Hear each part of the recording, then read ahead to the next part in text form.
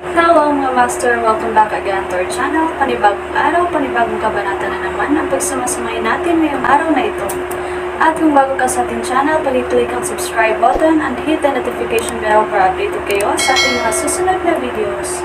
So mga master, bago natin simulan ang ating kabanata ngayong araw na ito, huwag po sana natin skip yung ads mga master no, dahil malaking bagay na po yan sa ating munting channel.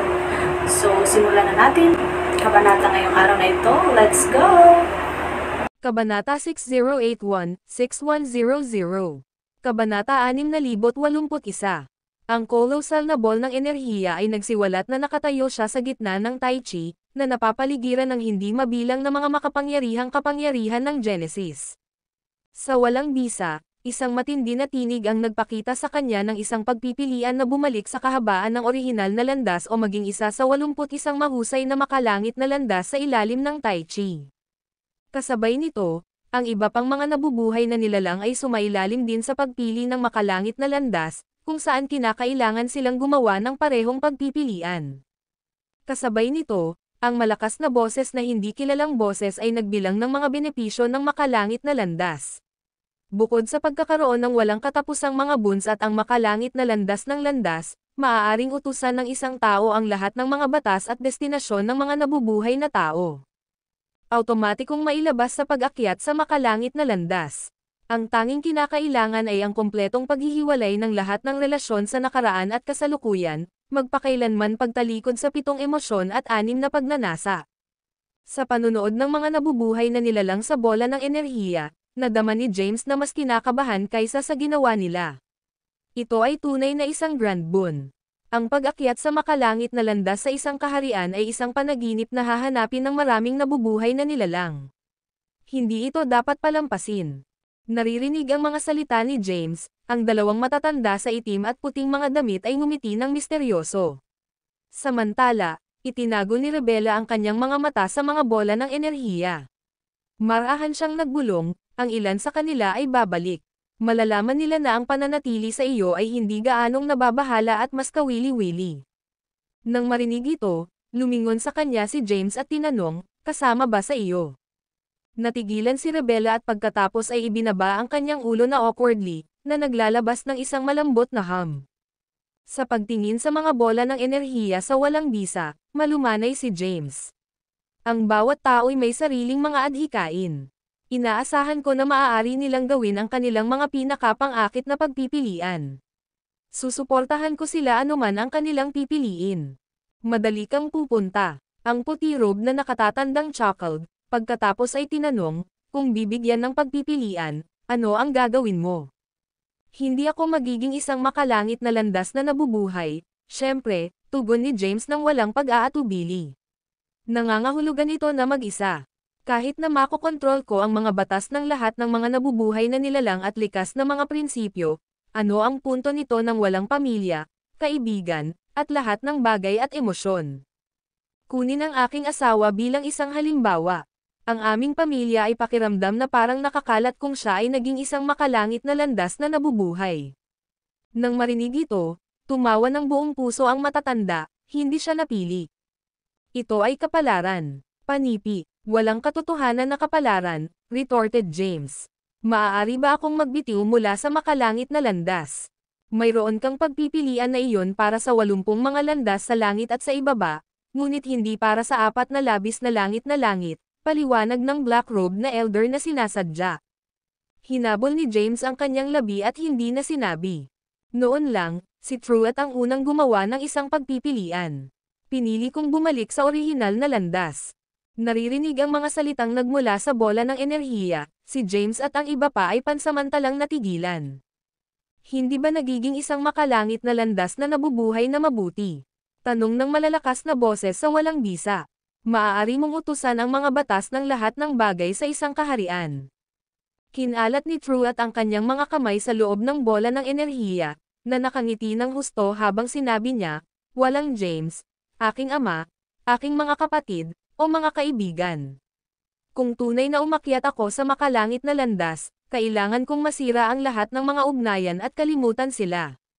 Ito ay mas masakit kaysa sa kamatayan. Kaya, wala kang panghihinayang. Nagtanong ang marilag na tinig sa walang bisa. Hindi, sagot ni Truett nang walang pag-aatubili. Mangyaring ibalik ako. Sa sandaling natapos niya ang pagsasalita, isang flash ng puting ilaw ang lumiwanag mula sa loob ng Tai Chi, at nawala agad si Truett. Alam kong pipiliin niya ito. Natawa si James sa eksenang ito. Naiintindihan ko ang aking kapatid na pinakamahusay. Mayroon kaming parehong pagkatao. Paano pa tayo makakasama ng maayos sa unang paningin?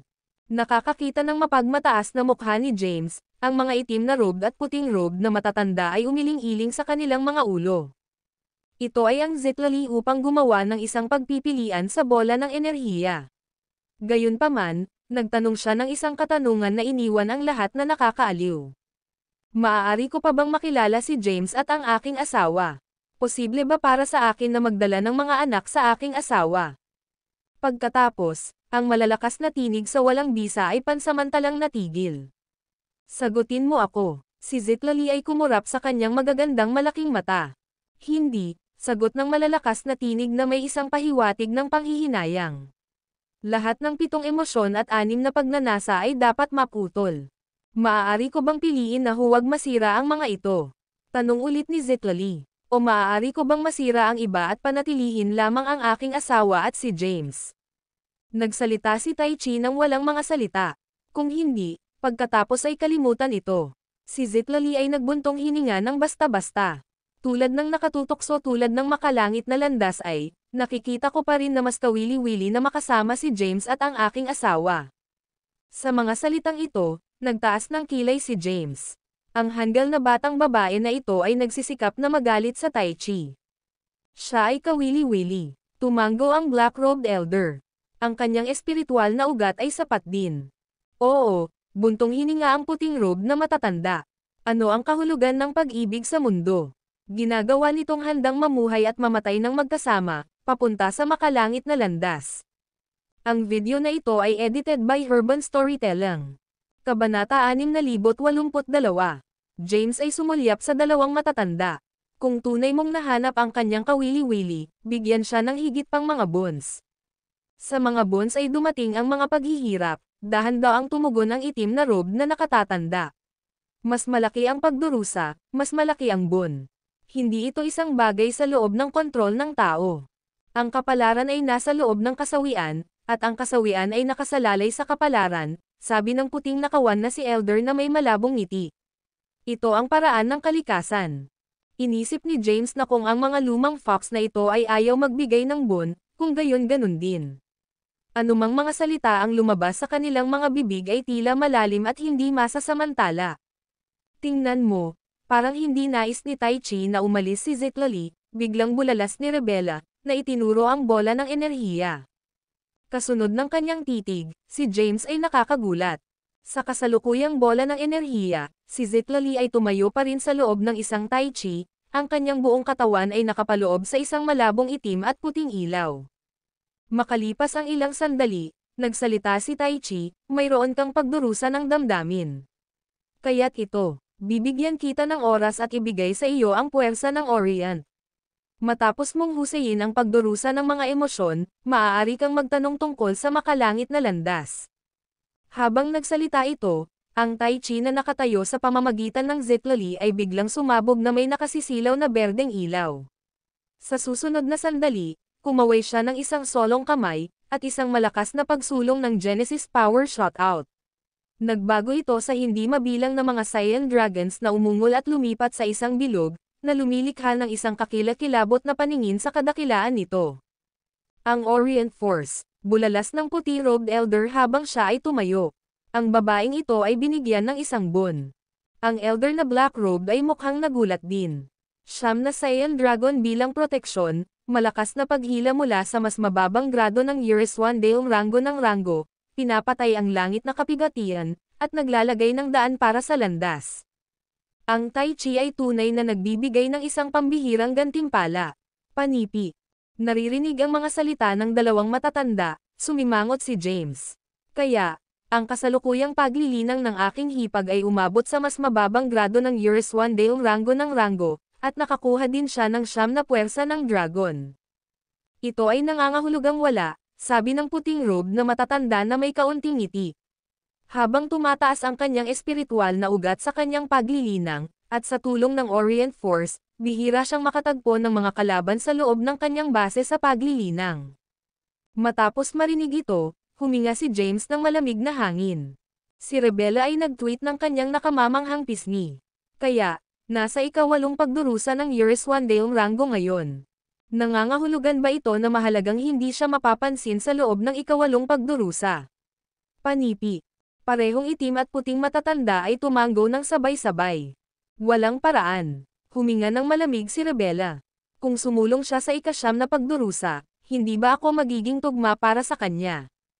Iyon ay 1 oras ng oras, sabi ng Black-robed Elder ng dahan-dahan. Dahil pinatay niya ang pagdurusa sa langit, wala nang pag-aalala tungkol sa pagtawid sa pagdurusa. Si Rebella ay hindi nagsalita. Gayunpaman, biglang naisip ni James ang isang bagay at sumabog sa pagtawa. Parehong natigilan ang Black-robed Elder at Rebella. Tumingin sila sa kanya sa sorpresa. Ano ang tinatawanan mo? Natatawa ako kay Truett, sabi ni James na may ngiti. Gustong-gusto ng taong ito na pumili ng mga fights. Natatakot ako na palagi siyang pipigilan ng kanyang asawa sa hinaharap, binugbog hanggang sa isang pool. Lahat ay naiwan na walang pagsasalita. Habang tinatalakay nila, ang Zitlali, na binigyan ng kapangyarihan ng puwersa ng Orient na sinamahan ng 9 na Cyan Dragons, nawala mula sa bola ng enerhiya. Ibigay ang makalangit na landas. Lalo na si Zaisha, na maaaring maging isa sa nangungunang 10 mahusay na mga landas sa langit sa gitna ng 81 dakilang landas sa langit, nakakagulat na pinili na ibigay ito. Ang kanilang dahilan para sa pagsuko ay isa at pareho. Ayaw nilang iwanan ang kanilang Panginoon. Kaugnay ng kadahilanang ito, ang mga itim na robe at puting robe na matatanda, kasama si Rebella, ay muling tiningnan si James ng may pag-usisa. Ang video na ito ay edited by Urban Storytelling. Kabanata 6083. Bakit mo ako tinitingnan ng lahat? Pinahihit ni James ang kanyang mga mata. Ito ang kanilang sariling pagpipilian. Wala akong pinipilit na sinuman. Mayroon kang kaunting mga romantikong entanglement, panunukso ang nakatatanda sa puting balabal. Ang landas ng paglilinang ay mahirap at puno ng mga tinak, ngunit ngayon kailangan mong dumaan sa mga romantikong pag-akit. Mahina ka. Ang isang malayang tao ay dapat magkaroon ng kagandahan, idinagdag ng nakatatanda sa itim na balabal. Ito ay dahil dito na ang gayong mga patutunguhan ay magbubukas. Mangyaring huwag mo akong salakayin, Ginoo. Iniwan ni James ang kanyang kamay. Ako ay may asawa, at wala akong ibang hangarin.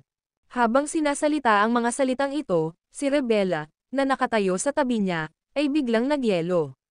Pagkatapos, ibinaba niya ang kanyang ulo sa pagkabigo. Maaaring hindi mo gusto ang iba, ngunit hindi mo mapigilan ang iba na gusto ka. Tumawa ang puti na nakagagalit na nakatatanda. Ang mga emosyon ay hindi nakasalalay sa anumang mga magagandang prinsipyo. Kailangan mong hawakan ang mga ito sa iyong sarili. Ang mga salitang ito ay iniwan si James na walang pagsasalita. Sa sandaling iyon, ang buntong hininga ni Tai Chi ay sabay-sabay na nag-resonate ng sabay-sabay sa loob ng mga bola ng enerhiya at nawala sa isang instant. Kasunod nito, ang huling bola ng enerhiya sa walang bisa ay si Abelard. Hindi nag-asa si James kay Abelard dahil labis siyang matalino. Kahit na nagsumite siya, hindi ito kinakailangan. Ngayon, nagkaroon ng pagkakataon na umakyat sa makalangit na landas, at anuman ang uri ng langit na landas, nangangahulugan ito na mabawi ang kalayaan mula sa pagkontrol ng sinuman. Ito ay isang bihirang pagkakataon para sa kanya. Handa akong maging makalangit na landas, malumanay na sabi ni Abelard sa loob ng bola ng enerhiya. Gayunpaman, maaari ba akong humiling? Siyempre, pinahintulutan ang Tai Chi. Maaari mo ba akong bigyan ng ilang oras? Tanong ni Abelard nang walang pag-iingat. May utang na loob ako sa isang tao sa pag-save ng aking buhay at pagkilala sa aking halaga. Nais kong matupad ang aking pinakahihintay na nais. Sige, sabi muli ni Tai Chi. Sa kondisyong ito, bababa ka mula sa iyong kasalukuyang sagradong landas sa langit patungo sa zenith langit na landas. Ano ang pagkakaiba? Tanong ni Abelard. Ang sagradong landas ng langit ay binubuo ng 81 mahusay na mga landas sa langit, habang ang zenith langit na landas ay may 36,500 petit na mga landas, paliwanag ni Tai Chi. Sumimangot si Abelard. Maaari bang ma-upgrade ang petit langit na landas sa dakilang langit na landas? Oo, ngunit napakahirap, tugon ni Tai Chi. Hanggat may pagkakataon, tumanggo si Abelard. Mangyaring ipadala ako sa ika-4 na layer ng lupain ng Forlat. Ang gininto ang katawan ng aking Panginoon ay nawasak, at nasa malapit siyang panganib. Dapat kong gawin ang aking makakaya upang makatulong. Kung mamatay ako sa labanan, kung gayon ang makalangit na landas ay lampas sa aking pag-abot, at wala akong pagsisisi. Nang marinig ito, tumayo kaagad si James. Bakit siya sobrang hanggal? Siya ang pinakasanay sa skimang. Bakit siya ay patuloy na ngayon? Sa puntong ito, lumingon si James sa mga matatanda na may itim at puting robe. Sirs, maaari ba akong direktang makipag-usap sa kanya? Ito ay nagsasangkot sa kanyang hinaharap, at hinihiling ko ang iyong pag-unawa. Panipi. May karapatan lamang tayong magrekomenda sa pagpili ng langit na landas. Panipi. Ang puti-robed elder ay lumitaw na nag-aalangan at tumingin sa itim na robe na nakatatanda. Sa maraming taon, ito ang aking unang pagkakataon na makita ang mga sentimental na buhay na nilalang. Ang black-robed elder ay nagbuntong hininga ng basta-basta. Subukan natin ito. Sa sinabi nito, nagpadala siya ng isang itim na ilaw patungo sa bola ng enerhiya. Kasunod nito, ang bola ng enerhiya ay lumawak ng walang hanggan, at ang buong ika-4 na layer ng lupain ng Forlat ay nakapaloob sa isang napakatalino na gintong ilaw. Sa susunod na sandali, si Abelard, na nasa loob ng napakalaking bola ng enerhiya, ay biglang nagbigkas, Master, MS Rebella. Tandaan mo ito, Abelard. Sigaw ni James. Hindi ko kailangan ang iyong pasasalamat. Wala akong pabor sa iyo. Lahat ng iyong ginagawa ay para sa pagpapahalaga sa sarili at pag-iingat, hindi pagkakaibigan. Ikaw ay isang napakamatalinong pamumuhay. Hindi na kailangang maging labis na sentimental. Bukod dito, sina Truett at Zitlali, na kapwa may malakas na koneksyon sa akin, ay naging makalangit na landas. Hindi mo na kailangang maging maligaya. Bago ang dakilang bon, walang silid para sa sentimentedad. Kung ako ito, pipiliin ko ang makalangit na landas ng walang pag-aatubili. Nang marinig ito, natigilan si Abelard. Ang video na ito ay edited by Urban Storytelling. Kabanata 6084. Sa gilid, napatingin si Rebella kay James. Guro, ikaw, tumahimik ka. Dumilim ang mukha ni James, it's not your. Lumingon sa pagsasalita, alipin ka lang. Sa pagmamasid sa hindi pangkaraniwang kilos ni James, napuno ng pagtataka ang napakagandang mukha ni Rebella. Nagkatinginan ang mga matatandang nakasuot ng itim at nakasuot ng puti ngunit nanatiling tahimik. Abelard Jerez. Muling nagsalita si James, kung pipilitin mong bumalik sa Forlat Land, papatayin kita, at ikaw. Hindi kailanman magiging isang makalangit na landas. Hindi ako papayag na magkaroon ng ganoon kalakas na biyaya ang aking kaaway. Matapos marinig ang walang awa na mga salita ni James, inangat ni Abelard ang kanyang ulo at huminga ng malalim. Ako, si Abelard Jerez, ay lumaki sa kalungkutan at nagkamit ng biyaya bilang isang hamak na daga. Naisip ko na ako. Maiiwasan ang diskriminasyon sa pamamagitan ng paglinang bilang tao. Hindi ko alam, nahaharap ako sa mga bitag at mga pukana sa bawat pagliko. Naranasan kong itaas at ibaba. Pagtitiis sa hindi mabilang na paghihirap. Ako ay likas na nag-iisa, iniiwasan ang pakikisalamuha, at naging target ng pagtanggi. Kahit na pinaghirapan kong linangin at pumasok sa Timaeus sect, hinarap ko pa rin ang walang katapusang pambubuli. Kung hindi dahil sa maraming dakilang mga paglalaan at tulong ng aking guro, hindi ko sana maabot ang cultivation base ng Years One Dale ranks 9th Tribulations lower grade. Sa puntong ito, nakatitig si Abelard kay James. Ako, si Abelard Jerez, ay may mga kaaway sa lahat ng dako. Tanging ang aking taos-puso ang pagtrato sa akin ni Master, ngunit maging siya ay naging biktima ng frame ni Gladwin at namatay. Sa pagkakataong ito, ang dahilan kung bakit ako napiling pumasok sa Forlat Land ay dahil lang sa gustong tanggalin ni Gladwin ako ng buo. Nilalayo niyang gamitin ang pagkakataong ito para aisil ako sa Forlatland magpakailanman at pigilan ako. Reincarnating. Sa mga salitang ito, tumulo ang luha mula sa mga mata ni Abelard. Akala ko dito na magtatapos ang kapalaran ko, pero nakilala ko lahat. Ikaw, sa ika-4 na layer ng Forlatland, bumangon ang pagnanais para sa aking kaligtasan nang malaman kong ang iyong Euros-1. Maaaring labanan ni Genesis Bell ang Galit Wind. Gayunpaman, hindi ko inaasahan na makokontrol mo ako. Ang aking kapalaran ay muling isinulat, at kaya ko lamang magtiis at maghintay ng tamang sandali. Gayunpaman, naranasan ko ang mga bagay na hindi ko pa na-encounter dati sa aming mga pakikipag-ugnayan. Madali mong nakuha ang ikatlong layer na boon at nakuha ang Nether Demonic Sword, ngunit para sa alang-alang sa isang espiritual na alipin sa katawan, itinaya mo ang iyong buhay at nahulog sa isang mapanganib na sitwasyon, na wala ang ginto. Biyaya sa katawan. Nakita ko rin ang iyong mga kaibigan na matatag na naniniwala na hindi ka mapahamak, at naghihintay sila ng US sa baybayin. Iyon ay isang hindi pa nagagawang pagkakaibigan, isang walang uliran na pagkakaisa, at isang tunay na katapatan na hindi ko kailanman ginawa. Nakita kanina. Sa sandaling iyon, naisip ko, ano ang mali kahit na kontrolado mo ako. Isang guro na handang makipagsapalaran. Ang kanyang buhay para sa isang espiritual na alipin sa katawan ay nagkakahalaga ng pangakong katapatan, hindi ba? Sa maingat na pagsasaalang-alang, napagtanto kong hindi mo pa ako sinisiraan o inapi ni Rebella simula noong ikaw ay kinuha ang kontrol sa US. Hindi mo kami itinuring na alipin. Ikaw mismo ang nangunguna sa tuwing mayroon panganib, at sumunod lang kami. Ito ay hindi tulad ng ibang tao na tinatrato ang US bilang kanyang kumpay. Hindi ko alam kung ano ang iniisip ni Rebella, pero at least kinikilala kita bilang aking guro at naaalala ko. Ang bait mo. Sa puntong ito, huminga ng malalim si Abelard. Noong ngayon mo lang sinabi ang walang pusong mga salitang iyon. Tiyak na hindi ang iyong tunay na intensyon. Nakita namin kung anong uri ka ng tao sa mga taong ito.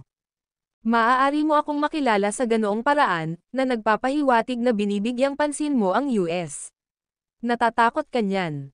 Kung kukuha ako ng pahintulot na bumalik at tulungan ka, bababa ako mula sa sagradong landas sa langit patungo sa zenith. Makalangit na landas, guro, tinanggap ko ang iyong biyaya. Kahit na kailangan kong putulin ang aking 7 damdamin at 6 na hangarin upang makamit ang landas sa langit, hindi ko kailanman sisirain ang kontrata ng kaluluwa. Mayroon din akong pananampalataya na ang mga kaibigan tulad ni Truett at hinding-hindi ka pababayaan ni Zitlali para sa paghahanap ng makalangit na landas. Kung hindi mo kailangan ng tulong ko, tahimik akong maglilinang hanggang sa araw na kailangan mo ako. Pagkasabi nito, bigla siyang lumuhad sa harap ni James at yumoko sa Tai Chi ground ng malakas. Mabilis na ikanaway ni James ang kanyang kamay. Abelard. Thud. Isa pang malakas na kalabog ang narinig nang muling tumama ang ulo ni Abelard sa lupa. Sa sandaling ito, siya ay nasa luha. Ang unang busog ay ang pasasalamat sa pagligtas mo sa aking buhay, guro. Ang pangalawang busog ay ang pasasalamat sa iyo. Kinikilala mo ako, guro. Pagkatapos, yumuko siya sa ikatlong pagkakataon, sumisigaw. Ang pangatlong pagyuko ay ang pasasalamat sa pagbabago ng aking kapalaran. Master. Nang iangat niya muli ang kanyang ulo, isang inscription ang bumaril mula sa gitna ng kanyang mga kilay, na naging A. Gintong mouse jade carving. Nahulog ito sa mga kamay ni James. Guro, kahit kailan o saan, basta durugan mo itong jade mouse, pupunta ako para tulungan ka. Hindi pinapansin ang buhay o kamatayan. Pagkatapos sabihin ito, pinunasan niya ang kanyang mga luha at naging isang sinag ng liwanag, na bumaril patungo sa enerhiya. Bola. Abelard. Sigaw ulit ni James. Gayunpaman, ang bola ng enerhiya sa walang laman ay mabilis na lumiit hanggang sa ito. Nawala. Napuno ng katahimikan ang hangin. Sa tuktok ng bundok, si Rebella, ang matanda na nakasuot ng itim, at ang matanda na nakasuot ng puting damit, ay natahimik. Dahan-daang pumikit si James. Hindi niya inaasahan na gagawin ito ni Abelard bago makamit ang makalangit na landas. Tumabi si Rebella kay James, nakatingin sa kanya na may masalimuot na emosyon sa mga mata. Si James ay isang likas na pinuno, nagtataglay ng kagandahan ng isang ipinanganak na pinuno. Kahit nag-iisa na may buhay na nilalang tulad ng si Abelard ay lubos na nakatuon sa kanya. Ang gayong mga karismatikong katangian ay hindi isang bagay na higit na mataas. Maaaring angkinan ng Timaeus sect. Ang mga kalkulasyon, pagsasabuatan, mapanlinlang na kilos, at mapagkunwari na pagpapakita ay hindi maihahambing sa tunay na katapatan at pagiging bukas. Nasaan ka, James? Bumalik na kami, James. Nasaan ka? Sabihin sa amin ang iyong mga coordinate, Master. I miss you, Master. Nasaan ka? Sa biglaang paglilipat ng mga tinig na ito, nawala si James sa kanyang kalungkutan. Pinunasan niya ang kanya. Bahagyang basa ang mga mata at saka tumangala. Bumalik na sila. Kailangan ko silang makilala. Pagkatapos, time niyang inilagay ang jade mouse na ibinigay ni Abelard sa espasyo ng kanyang kaluluwa. Huwag mong banggitin ang anumang bagay tungkol kay Abelard kapag nakilala ko sila mamaya. Pagkasabi nito, tumalon siya sa ere, patungo sa bakuran ng Forlatland. Nag-alinlangan si Rebella. Saglit at mabilis na sumunod. Sa sandaling ito, dahan-daang tumayo ang parehong nakaitim na nakasuot at nakaputing matanda. Habang nasa likod ang mga kamay, bumantong hininga ang matanda na nakasuot ng puting damit, 1,000 milya ng dilaw na ulap at puting paglubog ng araw, umiihip ang hilagang hangin, at lumilipad ang mga gansa sa nyebe. Sinulyapan siya ng nakaitim na matanda at malamig na sumigaw, huwag kang mag-alala na wala kang mga kaibigan sa iyong buhay sa hinaharap. Sino sa mundo ang hindi makakakilala sa iyo? Oo. Napabuntong hininga ang matanda na nakasuot ng puting damit, sa gayong alindog at matuwid na pakikipagkaibigan, na sa mundo. Hindi kita makikilala. Ang video na ito ay edited by Urban Storytelling. Kabanata 6085. Sa kabila ng pag-abandona sa langit na landas, umani sila ng napakalawak na buns. Ang kanilang mga pisikal na katawan ay unang naayos muli at makabuluhang pinalakas kumpara sa dati. Kasabay nito, ang kanilang mga base sa paglilinang ay nakaranas ng malaking pagsulong.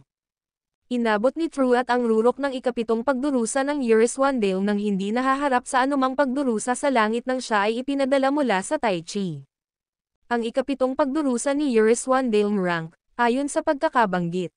Ang pinakakapansin-pansin na tagumpay ay sa pamamagitan ng Zitlali, na ngayon ay nagtataglay ng lakas ng mas mababang baitang ng Uris-Wandale rango. Habang hinahanap nila ang kinaroroonan ni James, bumaba si James kay Rebella sa pamamagitan ng walang bisa. James. Agad na sumugod si Truett at niyakap si James nang makita ang ekspresyon na walang pagsisisi sa pag-abandona sa langit na landas. Pinapanood ang mga ito, naramdaman ni James ang isang init sa kanyang puso. James, ang iyong gintong katawan ay bumalik. Inilabas ni Truett si James at tiningnan siya ng isang ngiti. Sa oras na ito, hindi ako mabigla muli, di ba? Gusto mo bang subukan? Panunokso James. Naririnig ito, mabilis na lumipat si Truett sa likuran ng Zitlali.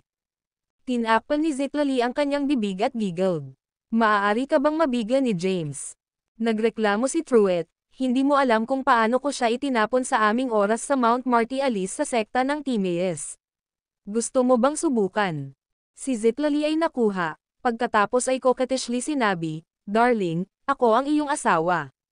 Kinuha ang braso ni James. Hayaan mo akong subukan. Gayunpaman, wala siyang kakulangan sa ginhawa habang yakapin ang braso ni James. Nang makita ito, nagpakita si Truett ng isang nagulat na ekspresyon. James, nawala ba ang iyong gininto ang katawan? Umalis ka, sabi ni James sa playfully. Maaari ko na ngayong kontrolin ang Quasar Lightning, at hindi ito pag-atake ng hindi sinasadya. Sa mga salitang ito, tumalon si Truett ng excited at nahook sa leeg ni James. Ito ay mahusay. Tila ang iyong paglilinang ay bumuti muli. Mula sa gilid, tinitigan ni Zitlali si James. Sa ikawalong pagdurusa ng Uris-Wandale, hindi ko makita sa pamamagitan mo. Tila nasira mo ang mas mababang grado ng Uris-Wandale rango. Talaga, si Truett ay sumabog muli sa pagtawa. James, naging isang kapahamakan kami sa oras na ito. Ang panunood sa kanila ay nagchat ng maligaya at ganap na hindi pinapansin ang bagay na isuko ang makalangit na landas, hindi maiwasang makaramdam si James. Hindi nila alam kung ano ang kanilang isinuko.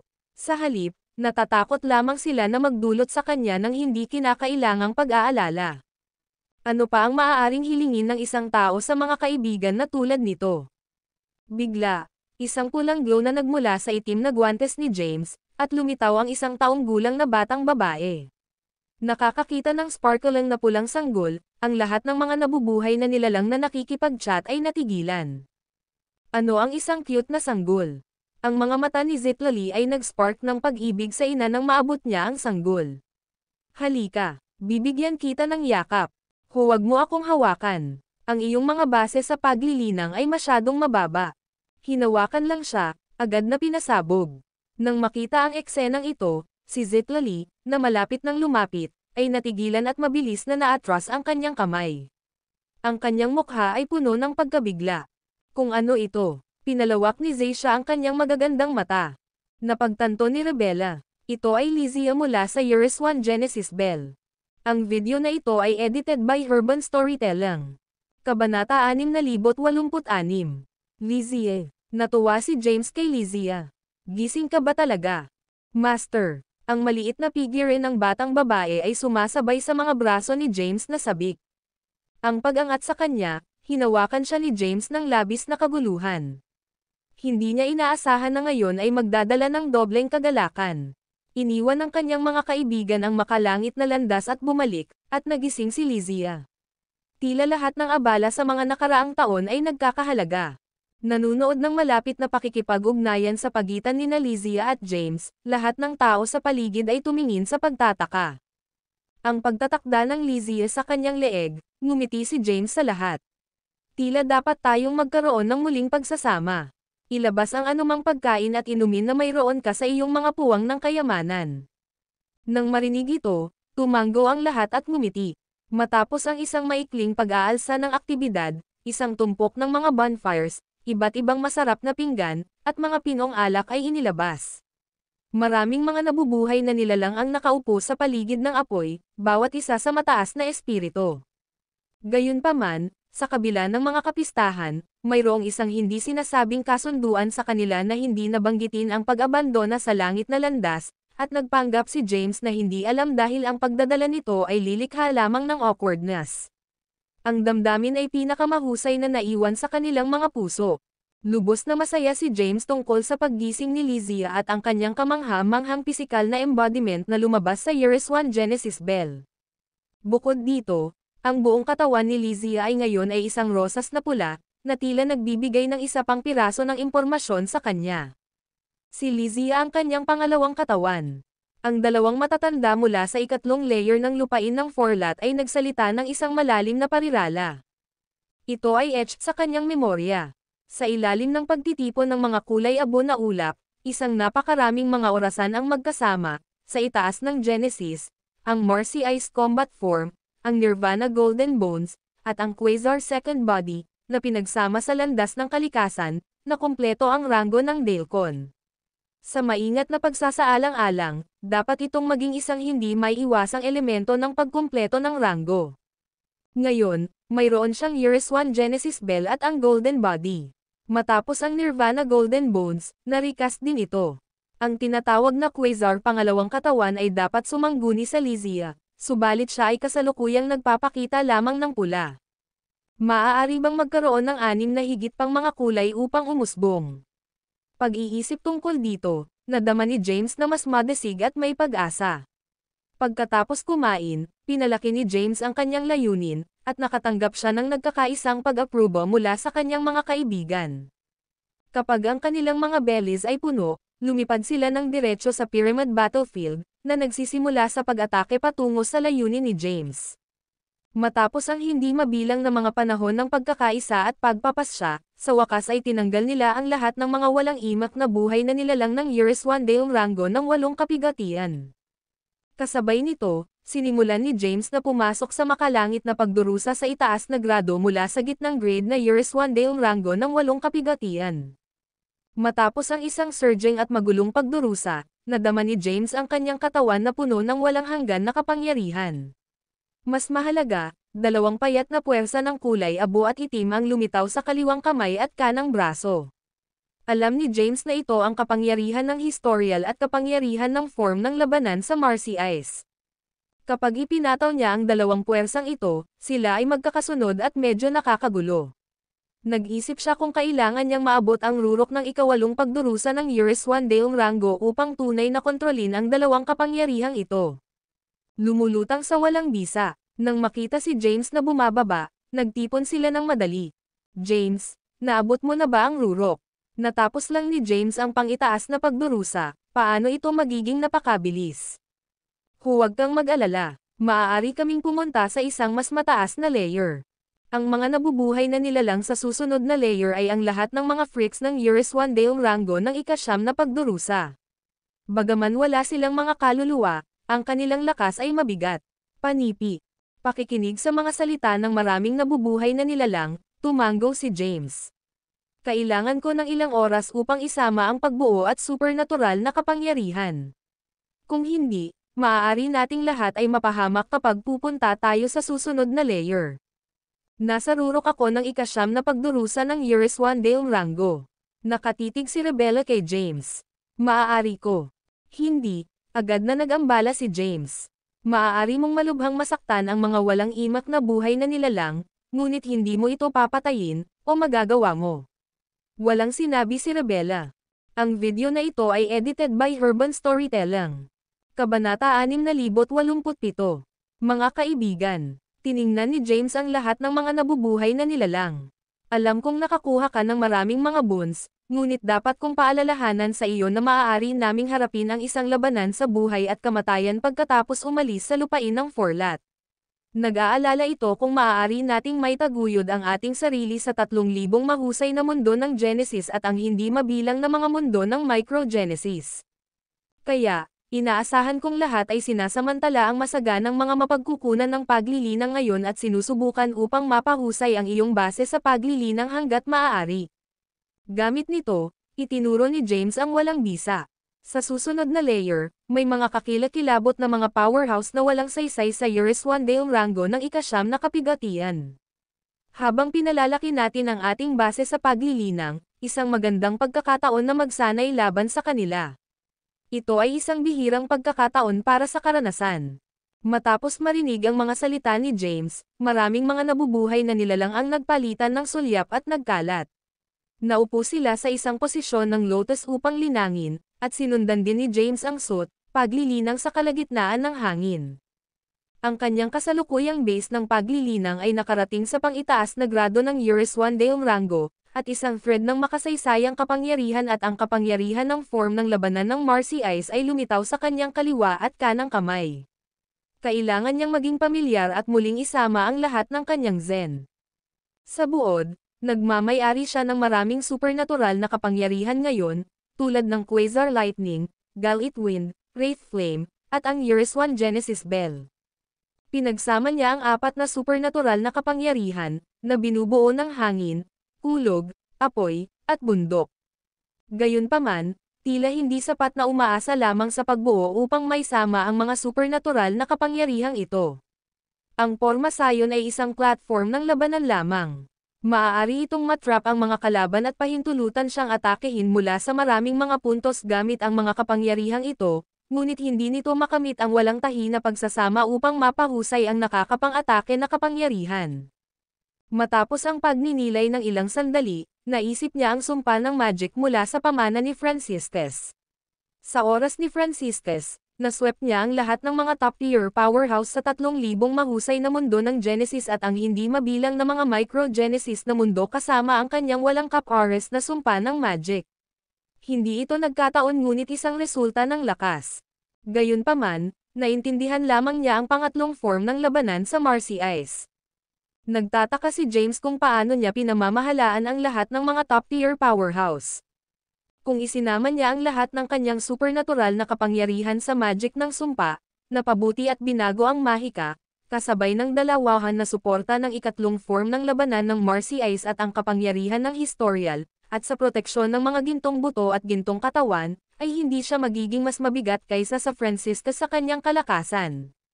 Sa pag-iisip nito, Dahan-daang ipinikit ni James ang kanyang mga mata at na-access ang matagal na selyadong sumpa mula sa pamana ni Franciscus.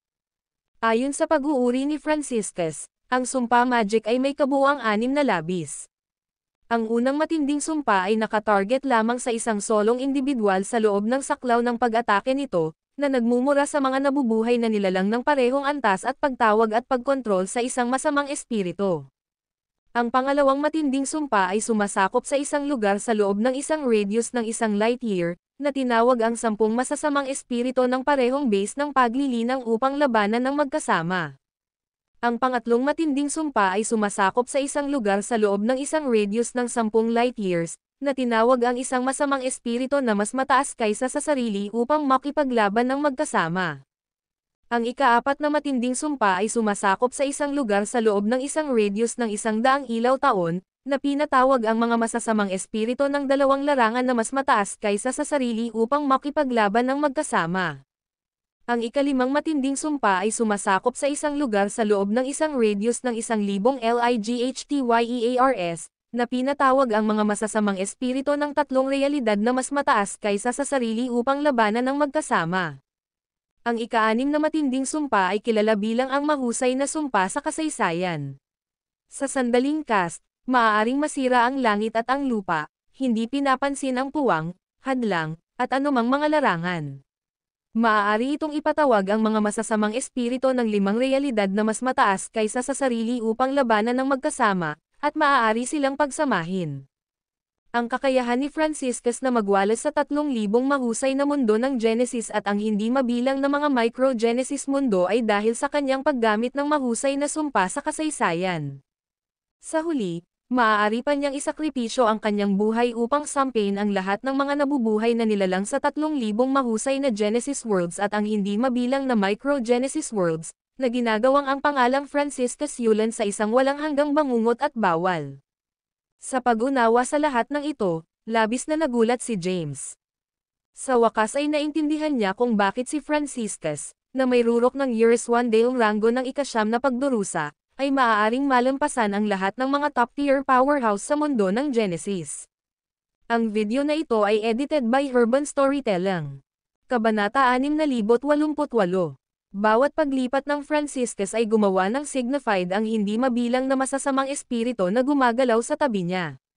Bukod dito, nagmamay-ari siya ng isang base ng paglilinang ng maraming mga larangan na mas mataas kaysa sa kanyang kalaban. Ang nasabing labanan ay malayo sa simpleng pagmamanipula ng sumpa. Ito ay isang kompletong dimensional na pag-atake. Mas mahalaga, sa loob ng sumpa magic na minana ni Franciscus, mayroong isang malalim na kasabihan: kontrolin ang kaluluwa kung saan may kaluluwa, kontrolin ang balangkas kung saan walang kaluluwa. Para sa mga walang parehong kaluluwa at buto ay makokontrol ng Genesis. Ang ningning ng Franciscus na minana ng sumpa magic ay tiyak na kontrolado.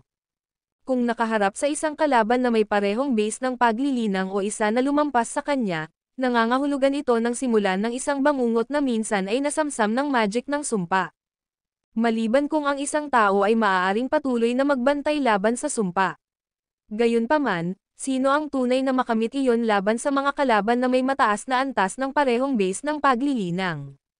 Si Franciscus ay walang talo, ngunit paano siya natalo? Marahil ay hindi siya sumuko sa isang panlabas na kaaway ngunit sa kanyang sarili. Kung hindi man, kasama ang kanyang malalakas na katapangan, sino ang tunay na maaaring magdulot ng kanyang pagbagsak? Sa gitna ng napakaraming emosyon sa kanyang puso, mahigpit na isinara ni James ang kanyang mga mata at sinimulan ang pag-aayos ng inskripsyon ng sumpa sa kanyang mga kamay. Natuklasan niya na ang pagsunod sa pamamaraan ni Franciscus ng pangangalap ng mga masasamang espiritu, maaari lamang niyang ipatawag ang 3 sa kanyang kasalukuyang kapangyarihan ng Genesis, lahat sa parehong antas ng kanyang paglilinang. Sa makatuwid, tinipon niya ang lahat ng mga kapangyarihan na kumokontrol sa maraming mga puwang sa kanyang pagtatapon.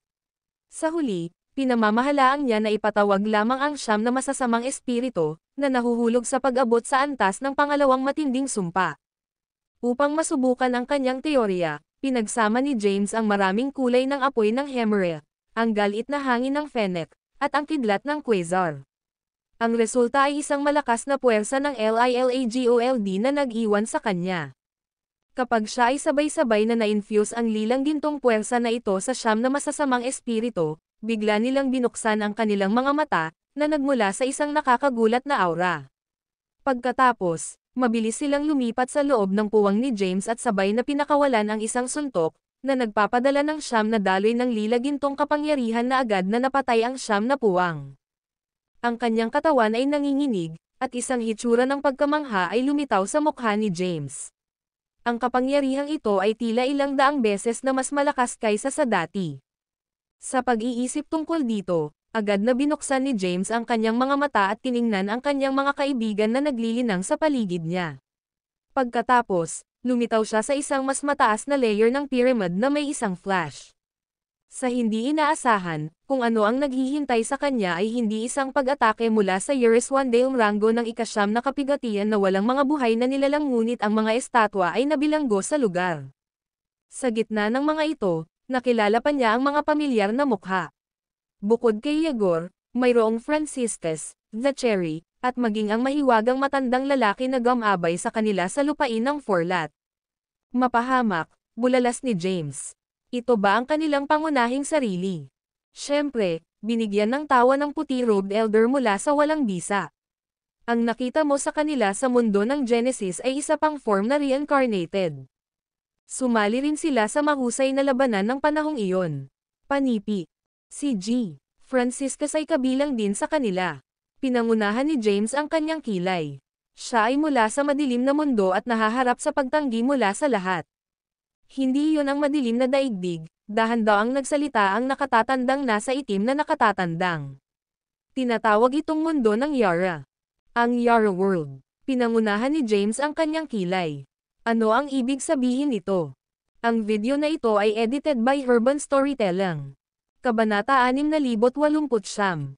Ang tinaguriang Tai Chi na nagbibigay ng pagtaas sa dalawang prinsipyo ay ang unyon ni Yin at Yang. Sinasadya ng Black-Robed Elder ang bawat salita na sinasadya. Ang itim ay kumakatawan kay Yin, habang ang white ay kumakatawan sa Yang. Ngayon, tiyak na dahil si Yang ay umunlad habang si Yin ay nawawala na ang batas ng langit ay nagkagulo. Kung hindi man, paano ka makakakita ng isang tao? Panipi. Matapos marinig ito, si James ay huminga ng husto. Kaya, sinasabi mo na hindi kailanman naging tunay na kadiliman at ilaw sa mundo, walang bagay na matuwid at masama. May matuwid at kasamaan, ngunit ang kadiliman at ilaw ay kamag-anak. Ang puting nakawan na si Elder chuckled. Tungkol sa paghahati sa pagitan ng matuwid at kasamaan, hindi ito higit sa pagkakaiba sa pagitan ng dakilang landas at landas ng demonyo. Ang mahusay na landas at di-manikong landas. Pinahihit ni James ang kanyang mga mata. Kaya, tinitingnan mo pa rin ang mga nabubuhay na nilalang na may masasamang tendensya. Nagkakamali ka, dahan-daang sinabi ng itim na nakagagalit na nakatatanda. Ang tinatawag na demonyong landas ay naghahanap ng pagkawasak, habang ang mahusay na landas ay naghahanap ng paglikha. Hindi ito tinutukoy ng kapanganakan, pangunahing sarili, o kung saan nanggaling ang isa kundi sa mga aksyon at kasanayan ng isang tao. Panipi. Ang paghahati batay sa mga aksyon at kasanayan ay tila sapat na patas. Magaan si James na nagbuntong hininga. Kaya, ako ba ay isang tugma para sa mga supernatural na dalubhasa sa kuryente? Maaari kang pumili ng isa, at hindi namin sila mabuburel. Ngumisi ang Black-Robed Elder. Ang pagpahinga ng kanyang baba sa kanyang kamay, tiningnan ni James ang malinaw na nabilanggo na walang imak na buhay na nilalang. Pagkatapos ay lumapit siya sa figure ni Yegor. Ano ang base ng kanyang paglilinang dito? Sumagot ang puting robe na nakatatanda, ang pangitaas na grade ng Yuriswandale ranks. Nang marinig ito, nanginginig si James. Ang ama ni Truett ay nakarating na sa pang-siyam na grado ng Yuriswandale Rango ng Rango Bago. Hindi katakataka na laging nasisiyahan siya sa gulo ng mga tao. Bilang tugon, hinampos ng matatanda na puti ang kanyang balbas at tumawa ng buong puso. Ang Yegor Sadler na ito ay pambihirang. Sa una, inanyayahan siya ni Tai Chi ng higit sa 5,000 beses upang maging mahusay na landas ng langit, ngunit matatag siyang tumanggi. Pagkatapos, hiniling siyang maging mga tetragod, at tinanggihan din niya iyon. Panipi. Sa puntong ito, nagbuntong hininga din ang itim na nakayuko na nakatatanda. Sa wakas, binigyan siya ng posisyon ng Tai Chi Diyos. Tinanggap ba siya? Bulalas ni James. Hindi. Sumagot ang itim na robed elder. Hindi nagsalita si James. Ang buong pamilya ni Truett ay puno ng pagmamataas at kalayaan, pambihirang at hindi mapigilan na mga powerhouse. Kapansin-pansin na ang sino mang may salitang Tai Chi sa kanilang paglilinang ay walang alinlangan na isang grand supernatural.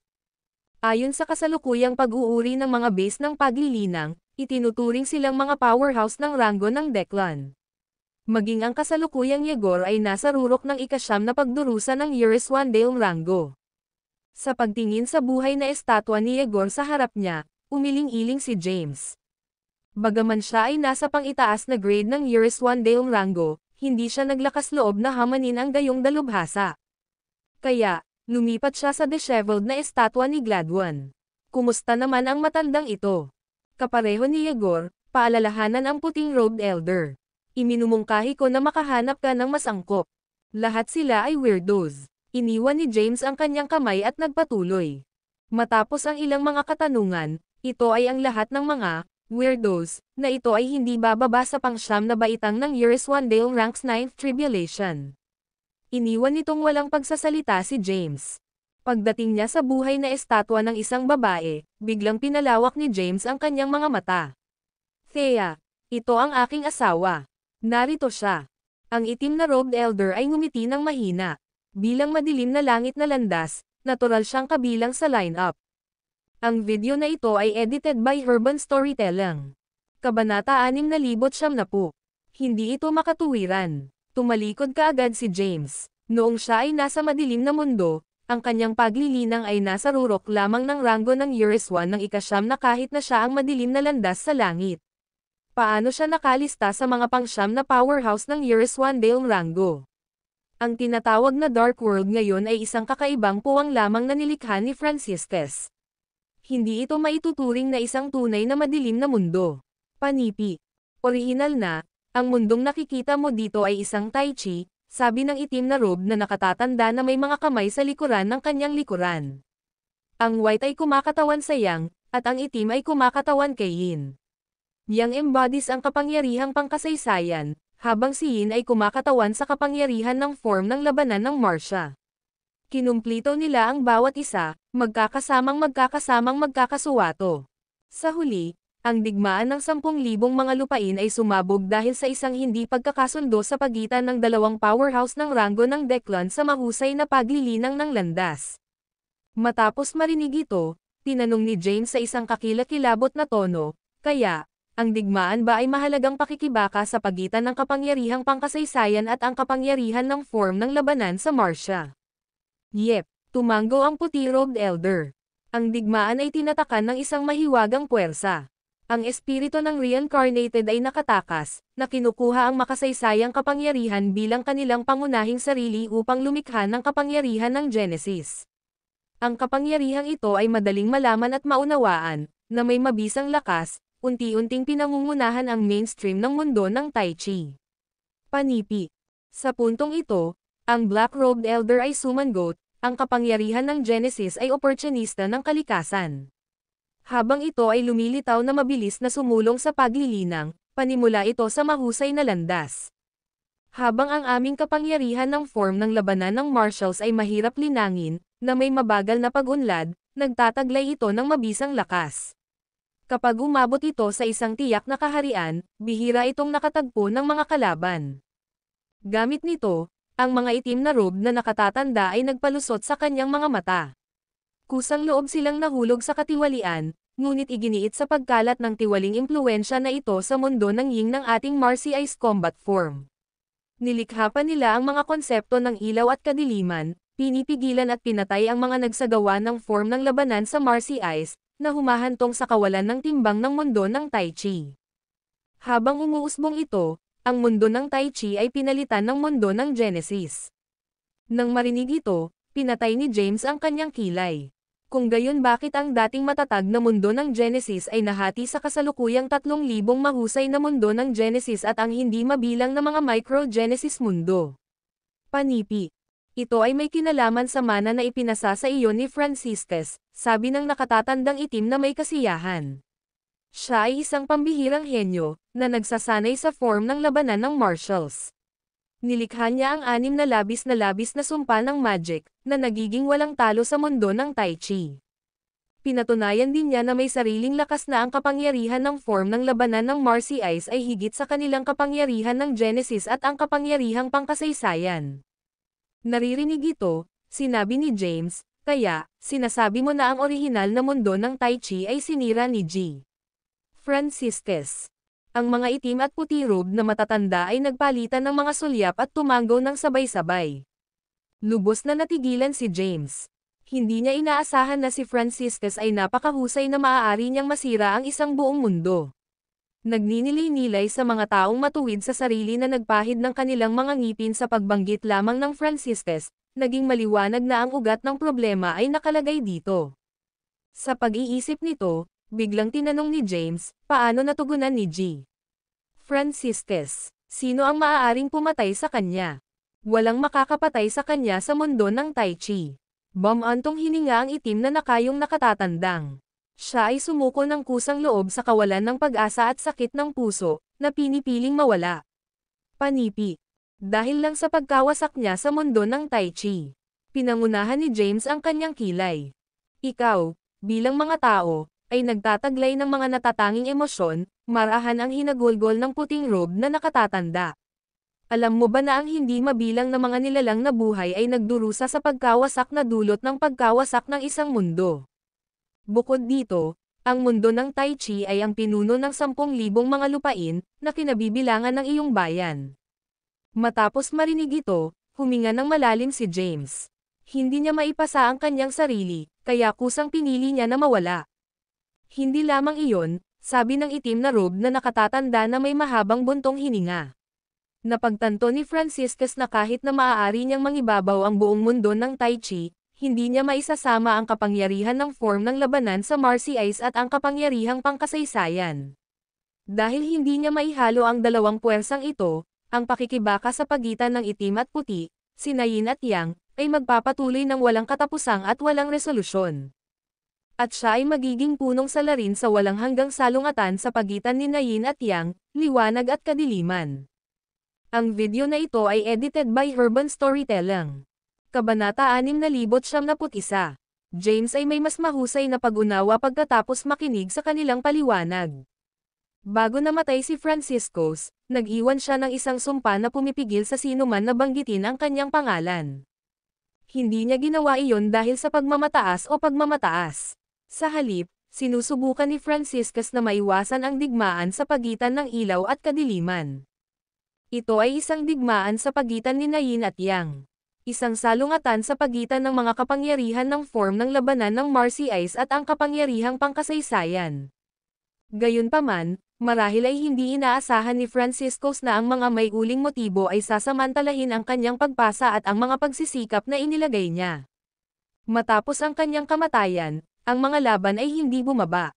Bukod dito, ang pagpapaubaya ni Franciscus ay naging sanhi ng mga nilalang ng madilim na daigdig na matugunan ng isang kakilakilabot na kapalaran sa susunod. Huminga ng malalim si James habang tinitigan niya ang iskultura ni Thea. Ano ang tungkol sa mga kapangyarihan ng aking asawa ng madilim na langit na landas? Paano nangyari iyon? Ang makalangit na landas ay hindi nahati sa magaan na makalangit na landas at madilim na langit na landas mula pa noong simula, sabi ng matatandang tao sa puting balabal. Ang Tai Chi World rules sa lahat ng iba pang mga mundo. Nahahati ito sa dalawang halves, ang Yin at ang Yang. Ang bawat kalahati ay pinamamahalaan ng ibang tao. Ang parehong mga gobernador ay may mas mataas na katayuan kaysa sa langit na landas. Ang langit na landas ay itinatag matapos magpasya si Franciscus na huminto at gumawa ng isang kasunduan sa Tai Chi. Alam ni Franciscus na ang mga umaasa sa kanyang proteksyon ay haharap sa pang-aapi sa sandaling matugunan niya ang kanyang pagtatapos. Sa makatuwid, hiniling niya kay Tai Chi na bigyan siya ng walang bisa. Lumikha siya ng isang natatanging puwang mula sa walang bisa ni Yin at inilipat ang lahat ng nais niyang protektahan sa espasyo. Pagkatapos, ginamit ni Franciscus ang kanyang pinakamahusay na mga kasanayan upang maglagay ng selyo sa ibabaw nito. Ang puwang na iyon ay kilala bilang The Dark World ngayon. Idinagdag ng tao sa itim na balabal, Tai Chi ay nagpapasalamat sa kabutihan ni Francistes. Nilikha niya ang madilim na landas ng langit upang maprotektahan ang walang bisa ni Yin. Gayun din, binawasan niya ng gobernador ng Yin ang kanyang paglilinang. Iyon ang iyong asawa. Ang Yin ay walang bisa. Pinangunahan ni James ang kanyang mga browser. Pinag-uusapan mo ba ang tungkol sa puting tuldok na matatagpuan sa itim na lugar ng Tai Chi diagram? Hindi. Umiling-iling ang matandang lalaki sa puting balabal. Ito ang itim na tuldok na matatagpuan sa puting lugar. Iyon ang pinagmulan ng mga kapangyarihan ng form ng labanan sa Marcy Ice. Panipi. Ang matatandang lalaki sa itim na balabal ay nakilala ang mga mata ni James. Ang tagalikha ay nasa ranggo ng Eurus Wanzel nang nilikha nila ang form ng labanan ng martials. Sa makatuwid, ang walang bisa ng Yin ay tinatawag ding ipinagbabawal na walang bisa para sa Eurus Wanzel ranggo ng ranggo. Ang sinumang may mas mataas na ranggo ng paglilinang ay mababawasan sa ranggo ng Eurus Wanzel o kahit na mas mababa ang ranggo sa sandaling pumasok sila sa walang bisa ni Yin. Nakukuha ko ito ngayon. Nakatitig si James sa malayo. Ang aking asawa ay hindi ipinanganak mula sa madilim na langit na landas. Siya talaga ang gobernador ng Yin, na walang bisa kay Yin. Iyon ang dahilan kung bakit pinigilan ang kanyang paglilinang. Ang matatandang magsasaka sa itim na balabal ay tumanggo. Inihiwalay niya ang madilim na kapangyarihan sa dalawa, kaya't naging dahilan din siya sa dalawa. Ganyan din ang kung paano nabuo ang madilim na langit na landas at ang magaan na langit na landas. Itinuro ni James ang kanyang tingin sa eskultura ng Thea. Nangangahulugan ito na mayroon akong dalawang asawa, di ba? Panipi. Ang pares ng mga matatandang magsasaka ay nagpalitan ng isang sulyap at ngumiti. Pagkatapos, nagbigay sila ng kaunting tumanggo. Dahan-daang inabot ni James ang kanyang kamay upang hawakan ang eskultura. Gayunpaman, ang isang malakas na porma sayon ay pumihil sa kanyang kamay mula sa pagkuha ng sapat na malapit sa eskultura. Hindi maiwasang makaramdam si James kay Thea. Marami na siyang naranasan sa kabila ng pagiging gobernador ng Yin. Bukod dito, wala siyang alaala sa kanyang nakaraang buhay. Huwag kang mag-alala, Thea. Hahanapin kita at tutulungan kang alalahanin kung sino ka. Di nagtagal, pinili ni James ang isang mas mababang grade na Eurus Wanzel Ranks 9th Tribulation Cultivator na itinaas ang kanyang selyo at magkaroon ng labanan. Ang isang napakalawak na halaga ng Genesis Chrome na naradiated mula sa gitnang may edad na. Bumaril si James sa hangin. Pinakawalan niya ang pangalawang sukdulan ng sumpa at tinawag ang siyam na masamang espiritu. Ang mga espiritu na iyon ay nagtipon sa paligid ng tao sa isang bilog at mabilis na bumagsak sa pormasyong iyon. Sa utos ni James, lahat sila ay sumalakay ng sabay-sabay. Nagkaroon ng isang pagsabog ng matinding enerhiya habang pinagsama ang siyam na purplish gold na kapangyarihan. Ang energies ng Quasar Kidlat, Wraith Flames, at galit na hangin ay isinama din sa pag-atake. Ang mga espiritu ay nagpadala ng libu-libong mga suntok sa gitnang may edad na magsasaka ng sabay. Sinira nila ang Genesis Divine Light ng lalaki sa loob ng ilang segundo. Kabanata 672. James ay agad na nagkakasundo sa Eurus 1 Genesis Bell at nakulong ang lalaki sa loob nito. Ang isang pil ng mga kampanilya ay lumitaw sa sandaling nakatakda ang kampanilya. Ang gitnang may edad na magsasaka ay sumigaw at umungol sa sakit dahil hindi niya masisira ang kampanilya kahit na anong sinubukan niyang gawin. Kasabay nito, isang napakalaking halaga ng kapangyarihan ng Genesis na Dom Alloy mula sa kampanilya patungo kay James. Sa kabilang banda, ang pares ng mga matatandang magsasaka ay may hitsura ng pag-aproba habang pinapanood nila ang labanan mula sa malayo. Nang maglaon, tumigil ang kampanilya. Si James ay nakaupo sa Eurus 1 Genesis Bell na nakapikit ang kanyang mga mata. Habang binuksan niya ang kanyang mga mata, maramdaman ni James na ang kanyang kapangyarihan ng Genesis ay napabuti ng malaki. Maaari pa niyang sabihin na ang kapangyarihan ng Genesis ng Eurus 1 Dale Rango ng 9th Tribulation Cultivator na ito ay katumbas ng madalas na libong Eurus 1 Dale Rango ng 8 kapigatian ng rango na nasa rurok ng kanilang mga kapangyarihan. Tumayo si James sa kampanilya at inilayo ito. Noon lamang napansin niya ang isang patay, itim na ahas na nakahiga sa lugar kung saan inilagay ang kampanilya. Ito ay masyadong malupit, ungol ni James. Tumalikod siya at tinanong, Ano ang mangyayari sa kanilang iba pang sarili sa labas ng mundo kung sisirain ko ang lahat ng pangunahing mga nilalang dito? Ang mga matatandang magsasaka ay tumingin lamang kay James at ngumiti ng enigmatic alay. Malinaw na may higit pa sa paghusga sa mga tugon ng mga kalalakihan na iyon. Medyo nag-isip si James ng kaunti. Pagkatapos, siya ay nag-teleport at muling lumitaw bago ang iskultura ni Zachary. Piliin mo siya. Mangyaring alisin ang selyo na nakalagay sa kanyang katawan. Panipi. Ang tao sa puting balabal ay sumimangot. Siya ay isang pang-itaas na grade na Eurus 1 Dale Ranks 9th Tribulation Cultivator, bagaman. Dapat ka naming bigyan ng babala. Ang matatandang magsasaka sa itim na balabal ay nagsabi sa isang mabagsik na tono, pagdating sa ikasyam na pagdurusa ng Eurus 1 Dale, mayroong malaking pagkakaiba sa mga tuntunin ng kapangyarihan sa pagitan ng mga magsasaka ng iba't ibang mga marka. Kahit na pinagkadalubhasaan mo ang iba't ibang mga kasanayan sa lagda, maaaring hindi mo mahawakan ang antas na ito ng interrango na labanan. Mabuti ito. Kalmado ang sagot ni James, kung naramdaman kong natalo ako, maaari akong palaging makatakas pabalik sa nakaraang antas. Hindi pa rin siya makakapasa sa selyo. Nag-aalala lang ako na maaaring hindi ka magkaroon ng oras upang gawin iyon mamaya. Ang tao sa puting balabal ay nagpakawala ng isang malambot na buntong hininga. Ngumisi si James. Kahit na wala siyang pagkakataon na makatakas, mayroon pa rin ang kanyang trump card, ang Eurus 1 Genesis Bell. Nakaramdam si James ng tiwala sa kampanilya mula nang protektado siya mula sa rebela, na nasa itaas na grade na Eurus 1 Dale rango ng siyam na kapigatian. Ang tao sa itim na balabal ay nagpapaalala sa kanya. Maaari mo lamang piliing iangat ang selyo ng dalawang tao. Ito ang iyong pangwakas na pagkakataon. Sigurado ka bang nais mong sumama sa kanya?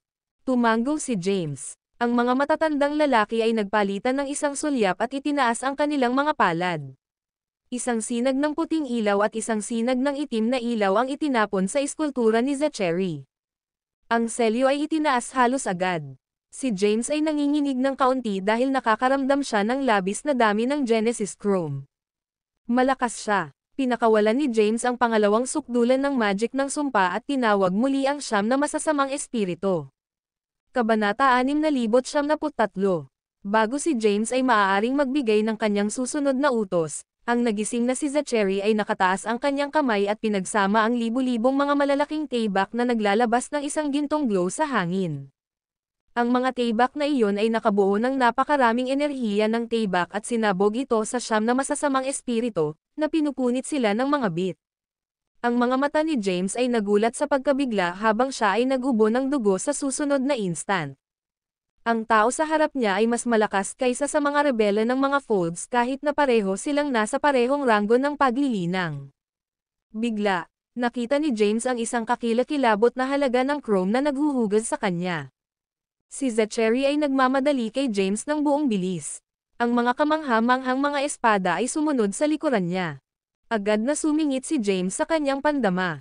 Mabilis niyang itinapon ang kidlat ng quasar at galit na hangin sa direksyon ni Zachary. Ilang sandali, si Zachary at ang kanyang mga taybak ay pinigilan ng paulit-ulit na pag-atake ng quasar kidlat at ang malakas na hangin ng galit. Nakita ni James ang isang pambungad at nakabuo ng isang pag-atake. Isang violet gintong dragon ang nabuo mula sa James' Curse Magic, the Quasar Lightning, Wraith Flames, at Galit Wind. Ang dragon ay nagpakawala ng isang malalim na dagandong habang ito ay lumipad patungo sa Zachary. Gayunpaman, sumabog ang violet gintong dragon sa sandaling itinuro ni Zachary ang kanyang enerhiya ng taybak dito. Sigurado ka bang nasa itaas na baitang ng Eurus 1 Dale Ranks 9th Tribulation? Galit na sigaw ni James. Sinimulan niya ang pangatlong form ng labanan ng martials.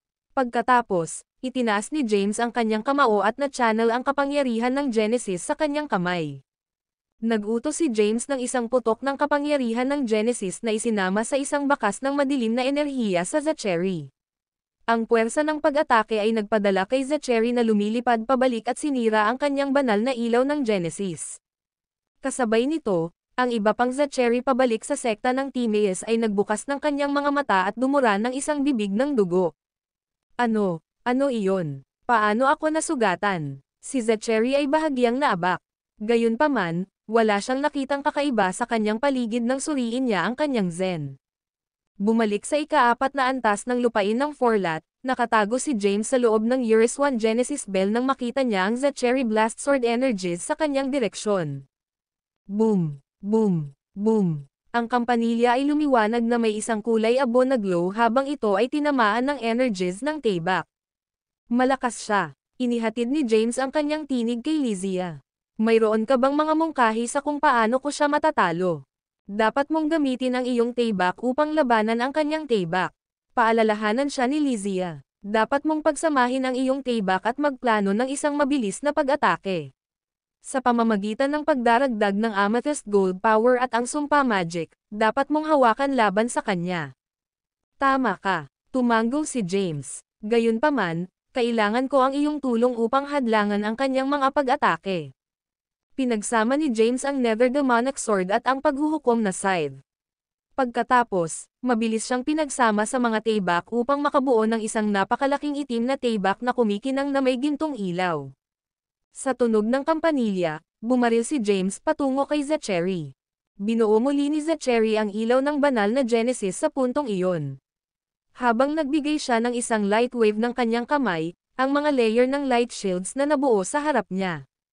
Ang mga malakas na pag-crash ay maaaring marinig habang ang itim na Tayback ay sumabog sa mga light shields at lumapit papunta sa Zachary. Nang sa wakas ay naabot ng Tayback ang pangunahing sarili ni Zachary, itinulak ng lalaki ang kanyang palad at pinakawalan ang kanyang kapangyarihan ng Genesis. Ang form ng Tayback ni James ay hindi na maaaring sumulong dahil sa kapangyarihan ng Genesis. Subukan nating gawin ito, kung gayon. Mabilis na inihagis ni James ang maraming mga inskripsyon sa sumpa sa Zachary. Ang mga inskripsyon na iyon ay sumisipsip ng kapangyarihan ng Genesis ng Zachary at gumapang sa buong balat. Kabanata 674. Zachary ay maaaring makaramdam ng mga inskripsyon ng sumpa na dahan-daang kumakain ng kanyang mga kapangyarihan. Inunat niya ang kanyang mga braso at itinapon ang ulo. Sa pamamagitan ng isang malakas na sigaw, pinamamahalaang ni Zachary na sirain ang mga inskripsyon sa pamamagitan ng paglabas ng isang maikling pagsabog ng kanyang mga kapangyarihan. Sa sandaling iyon, ang madilim na gintong Tayback na tinusok sa tiyan ni Zachary at nag-iwan ng madugong butas sa kanyang katawan. Kasabay nito, ang iba pang Zachary ay nag-abang ng isa pang bibig ng dugo. Pagkatapos, kumapit siya sa kanyang tiyan at nahulog sa sahig sa pangunahing bulwagan ng sekta ng Timaeus. Si Gladwin na pumasok lamang sa pasukan ay nakita si Zachary sa sahig. Mabilis niyang na-channel ang kanyang mga kapangyarihan patungo kay Zachary. Samantala, ang Zachary sa lupain ng Forlat ay umikot at itinaas ang kanyang mga kamay. Tila siya ay ganap na hindi maapektuhan ng kanyang pinsala. Ito ay parang tumatanggap siya ng ilang uri ng mahiwagang enerhiya upang suportahan ang kanyang katawan. Sa loob ng ilang segundo, ang hindi mabilang na mga hugis ng palad ay lumitaw sa kalangitan at dahan-daang nabuo ang isang malaking palad.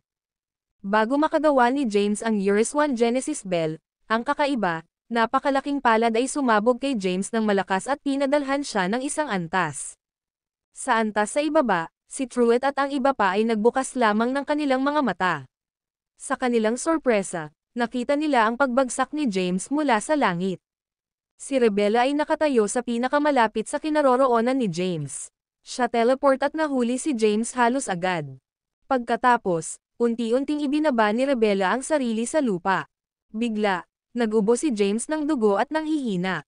Ang dugo ay bumagsak sa buong damit ni Rebella. Master, ayos ka lang ba? Frantically tanong ni Rebella. James, tumawag si Truett sa kanya. Si Zaisha ay niniting ang kanyang mga browser. Ano ang nangyari sa kanya? Naglakbay siya hanggang sa susunod na antas, sabi ni Zitlali sa isang mababang tinig, marahil ay napapagana siya ng isang Eurus 1 Dale Ranks 9th Tribulation Cultivator at ipinadala rito. Posible ba iyon? Si Truett ay may hitsura ng pagkalungkot sa kanyang mukha. Nakamit ni James ang itaas na grado ng Eurus 1 Dale Rango ng 8 kapigatian. Sa kanyang mga kasanayan at kaalaman, maaari pa siyang kumuha sa isang pang-siyam na cultivator ng middle grade Eurus 1 Dale Rango. Panipi. Maaari nating pag-usapan iyon mamaya. Inilagay ni Rebella si James sa lupa at sinimulan ang paglalagay ng kanyang kapangyarihan ng Genesis kay James. Lahat sila ay nakaupo sa paligid ni James sa isang bilog at na-channel ang kanilang kapangyarihan ng Genesis patungo sa kanya. Nakakatawa, ang iba ay maaaring maramdaman kung paano nasisipsip ni James ang lahat ng kapangyarihan ng Genesis, subalit walang kapansin-pansin na pagpapabuti sa kanyang kalagayan. Ito ay tulad ng kung sila ay nagsusumite ng kanilang kapangyarihan ng Genesis sa isang itim na butas.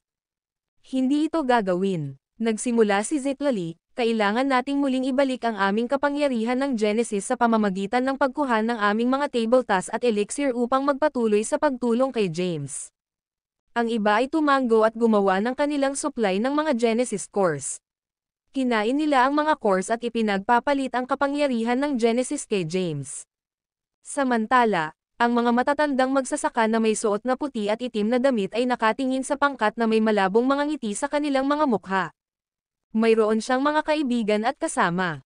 Hindi niya kakailanganin ang aming tulong. Hindi siya nakatagpo ng anumang mga isyo habang dinalugad ang lupain ng Forlat. Ito marahil ang unang pagsubok para sa kanya. Ang matatandang lalaki sa itim na balabal ay tumingin sa ibang Ginoo. Sino sa palagay mo ang mas susubukan sa pagsubok na ito? The Cherry o sa kanya? Sa palagay ko pareho silang mahaharap sa mga paghihirap na medyo pantay. Ang matatandang lalaki sa puting balabal ay nag-shock. Sa pagtitiyaga ng binata na ito, malamang na hindi niya hayaan si Zacherry ng madali. Ang Zacherry ay magkakaroon ng isang mahirap na oras, kung gayon. Ang matatandang magsasaka sa itim na balabal ay nag-sneak. Lahat ito ay dahil sa kanyang kasakiman. Paparusahan siya sa kanyang masasamang gawa. Kabanata 695. Back sa sekta ng Timaeus, si Zacherry ay dahan-daang muling nakakuha ng kamalayan sa tulong ni Gladwan. Ang mukha ni Zacherry ay pinatuyo ng kulay. Para bang nakaranas siya ng matinding pinsala. Ano ang nangyari? Isang malalim na nakasimangot na browser ni Drew Gladwan. Paano mo napapanatili ang mga malubhang pinsala? Hindi ako sigurado. Huminga ng malalim si Zacherry. Ang mga clones na ipinadala ko sa iba't ibang bahagi ng kulungan ng demon ay hindi nakatagpo ng anumang mga kaaway tulad ng madilim na langit na landas. Ang aking Zen ay nanatili sa sekta ng Timaeus sa lahat ng oras na ito. Nag-arko si Gladwan ng isang kilay. Maaari ba itong maging anak mo? Nakilala ni Zacherry ang titig ni Gladwan. Hindi. Gayunpaman, mayroon akong kakaibang pakiramdam ni Deja Vu nang masaktan ako. Ang isang bahagi ng aking Zen ay nakakuha ng pakiramdam na ito ay nakipaglaban ko lang alam kung sino. Naramdaman ko ang kanyang sumpa magic. Franciscus. Naputok ang mga mata ni Gladwan. Hindi iyon tama. Matagal na siyang patay na. Patay na siya. Pinaikit ni Zacherry ang kanyang mga mata. Gayunpaman, mayroon siyang isang kahalili ng kanyang mga kasanayan. Nagmamadali sumagot si Gladwan, sinasabi mo na ang binata ay buhay pa, at pinamamahalaang niya na saktan ka mula sa loob ng lupain ng Forlat. Sigurado ka ba tungkol doon, Zacherry? Si Zacherry ay nahulog sa malalim na pag-iisip. Nakatagpo siya ng iba't ibang mga hamon at pagsubok sa kanyang paglalakbay ng paglilinang. Gayunpaman, hindi pa siya nakaranas ng isang bagay na ganito. Bumantong hininga si Gladwan. Kamakailan lamang, ang madilim na landas ng langit ay nawasak ang isa sa iyong mga clones sa kulungan ng demon. Marahil na. Iyon ay maaaring ito. Itinaas ni Zacherry ang kanyang tingin.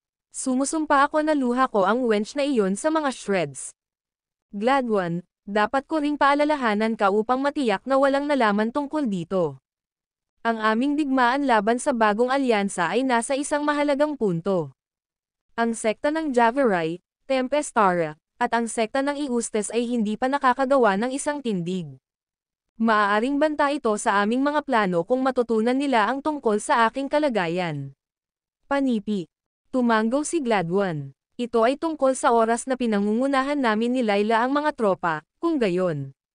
Halos ganap na siya ay nakuhang muli, at hindi natin siya mapapanatili sa ilalim ng matagal. Sa kanyang mga kasanayan at kabangisan, dapat na mapanatili ni Layla ang mga taong isinasaalang-alang ang paglaban sa amin sa ilalim ng kontrol.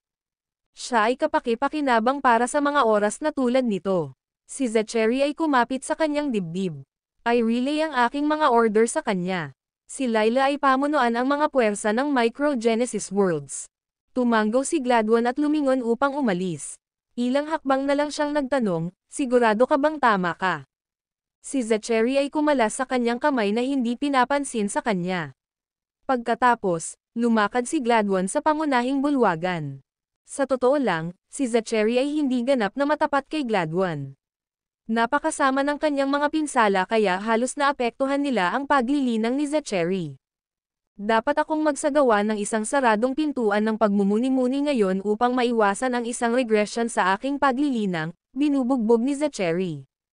I relay ang aking mga order. Ang pangunahing bulwagan ay selyadong nagsisimula ngayon. Lahat ng mga gawain ng Timaeus sect ay hahawakan ni G. Gladwin at Ms. Laila. Matapos ibigay ang mga tagubaylang iyon, umupo si Zachary gamit ang kanyang mga binti. Ang kanyang form ay unti-unting kumupas, at si Zachary ay ganap na nawala sa isang maikling sandali. Sa isang tahimik, malawak na universo, tumayo si James sa isang bituin, na dahan-daang umiikot. Napakalaking halaga ng kapangyarihan ng Genesis na dumaloy kay James at nasisipsip sa kanyang katawan. Kasabay nito, hindi mabilang na mga inskripsyon na pinagkadalubhasaan ni James na lumulutang sa kanya mula sa iba't ibang direksyon. Ginamit ni James ang kanyang mga kapangyarihan at na-convert ang mga inskripsyon sa mga inskripsyon ng sumpa.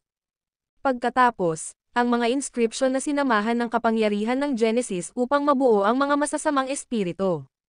Sa pagdaan ng oras, pinamamahalaang ni James na lumikha ng higit sa 1,000 masasamang espiritu sa pamamaraang ito. Hindi lamang siya ganap na pinagkadalubhasaan ang lahat ng mga uri ng magic ng sumpa, ngunit si James ay maaari ring lumikha ng maraming mga masasamang espiritu mula sa mga inskripsyon ng sumpa at pakawalan ito sa aktwal na mundo. Kabanata 676. James ay hindi naimbento ang mga masasamang espiritu na may kapangyarihan ng amethyst gold. Nais niyang subukan at makabisado ang ikatlong matinding ng magic ng sumpa. Sa ganoong paraan, ang mga masasamang espiritu ay maaaring lumakas ng sapat upang labanan ang mga taong mas mataas kaysa sa kanila. Umupo si James gamit ang kanyang mga binti na tumawid sa lupa. Ito ay isang nakapangangilabot ngunit kahanga-hangang paningin habang libo-libong mga masasamang espiritu ang tumayo sa mga bilog sa paligid niya. Tulad ng iniutos ni James sa kanyang Zen, ang 2 kidlat na bolts na ginawa mula sa madilim na pagdurusa sa langit ay nahulog mula sa kalangitan at sinaktan ang masasamang espiritu sa isa't isa. Ang mga masasamang espiritu ay dahan-daang umiikot sa bawat isa sa kanilang mga lugar. Ang kanilang mga kapangyarihan ay kapansin-pansin na mas malakas matapos na matumbok ng mga bolts ng kidlat. Sa sandaling iyon, pinagsama ni James ang Eurus 1 Genesis Bell sa hangin. Habang tumunog ang kampanilya, ang mga masasamang espiritu ay pinaikot ng mas mabilis at unti-unting pinagsama. Kasabay nito, si Truett at ang iba pa ay may hitsura ng pagtataka sa kanilang mga mukha habang tinitigan nila si James. Sa una, natatanggap ni James ang kanilang kapangyarihan ng Genesis. Gayunpaman, sa ilang mga punto, sinimulan ni James na sumipsip ng kapangyarihan ng Genesis mula sa kanyang paligid. Simula sa unang antas hanggang sa ika-4 na antas ng lupain ng Forlat, ang lahat ng kapangyarihan ng Genesis ay dumadaloy kay James. Ang iba ay maaari ring makita si James Amethyst Gold Power na nagdadala ng iba't ibang mga inskripsyon, kaluluwa ng monsters, at mga cores ng Genesis mula sa iba't ibang antas kay James. Bigla, ang isang nakakatakot na madilim na aura ay nagmula kay James.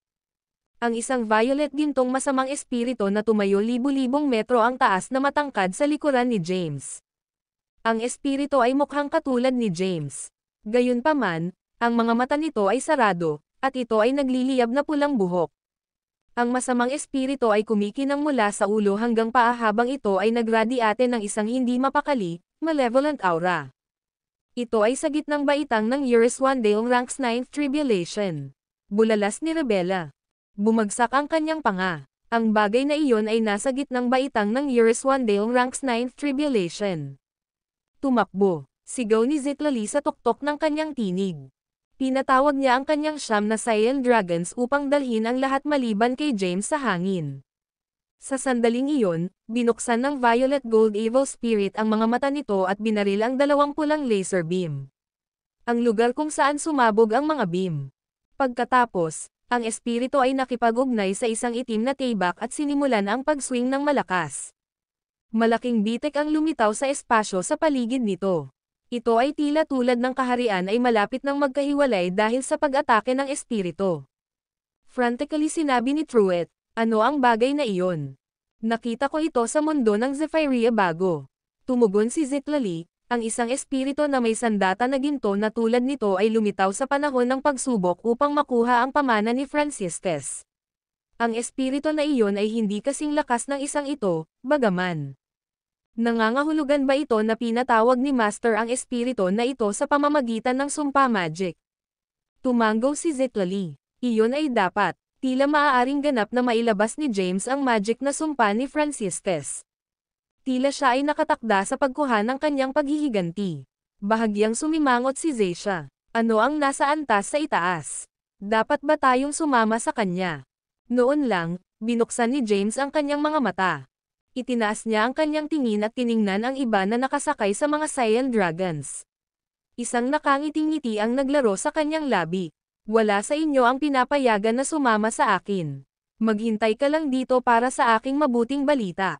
Pagkatapos, si James at ang masamang espiritu ay nakateleport sa antas sa itaas, na nag-iiwan ng isang stream ng lilan na ilaw sa likuran nila.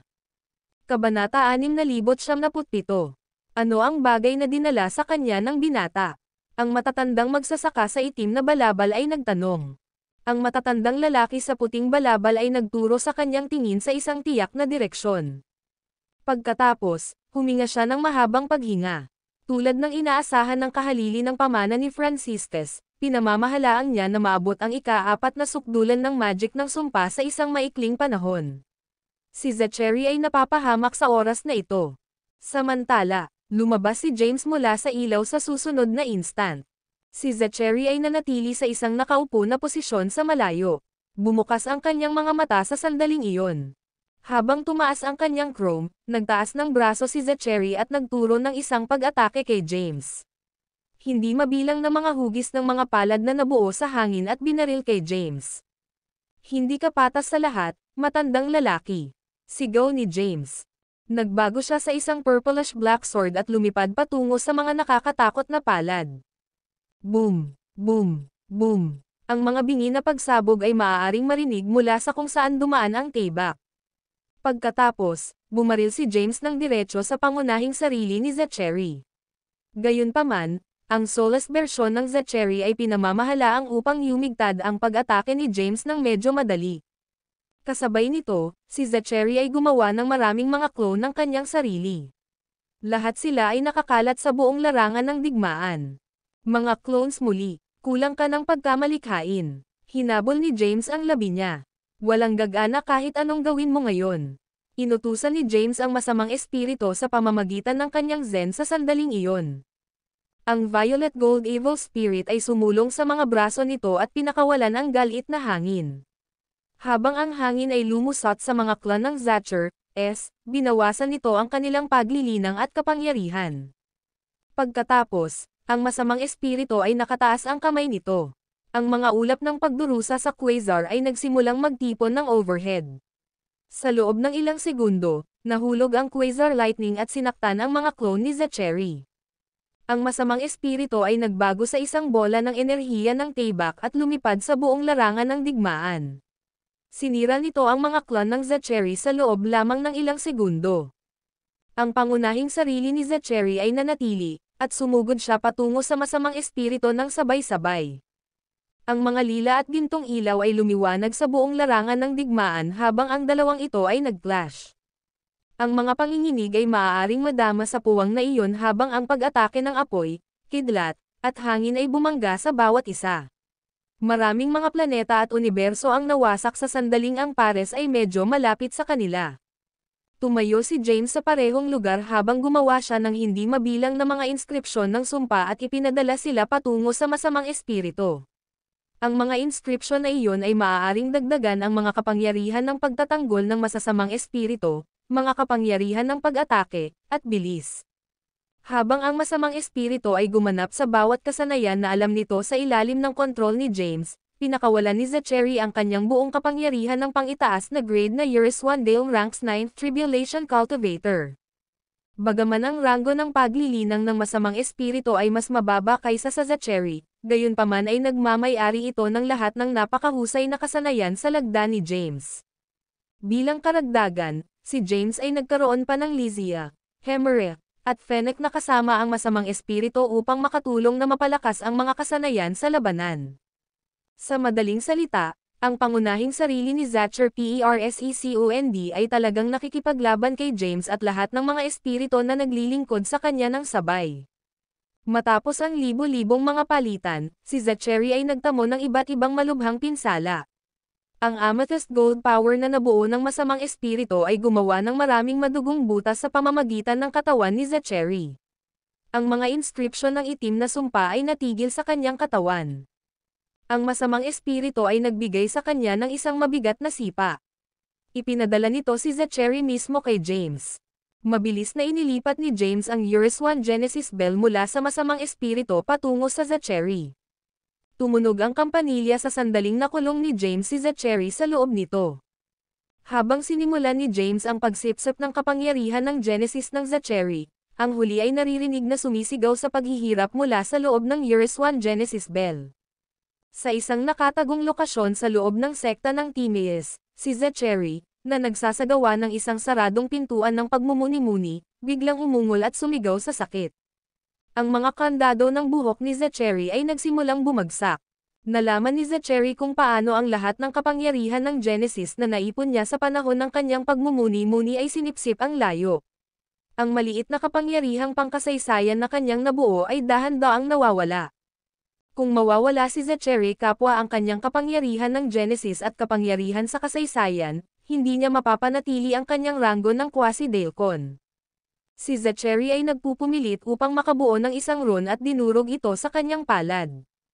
Pagkalipas ng ilang segundo, isang taong may buhok na pula at isang taong may buhok na puting material bago si Zachary.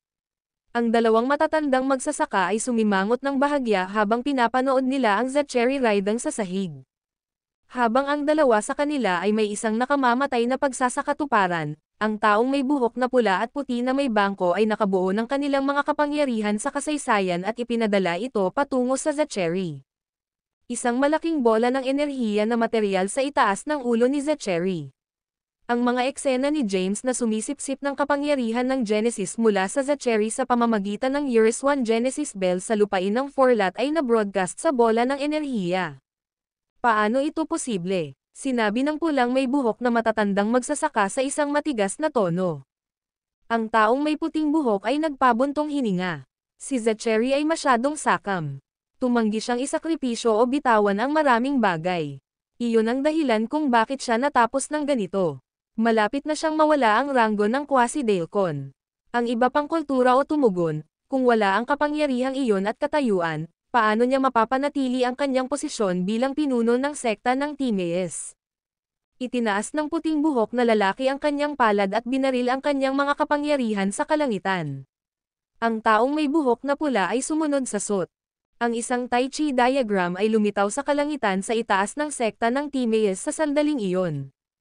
Ang isang sinag ng gintong ilaw ay lumiwanag sa Zachary mula sa dahan-daang pag-ikot ng diagram ng Tai Chi.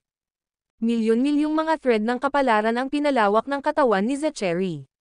Ang bawat isa ay konektado sa isang bola ng enerhiya sa kabilang dulo. Ang mga bola ng enerhiya ay nauugnay sa nakaraan, kasalukuyang, at hinaharap ng Zachary. Ang pares ng mga matatandang magsasaka ay bumaril patungo sa mga thread ng destiny at sinimulan ang pagputol ng ilan sa mga ito nang napili upang may save ang Zachary. Pagkatapos lamang, isang madilim na form ang lumipad sa Tai Chi diagram at tumungo para sa Zachary ng buong bilis.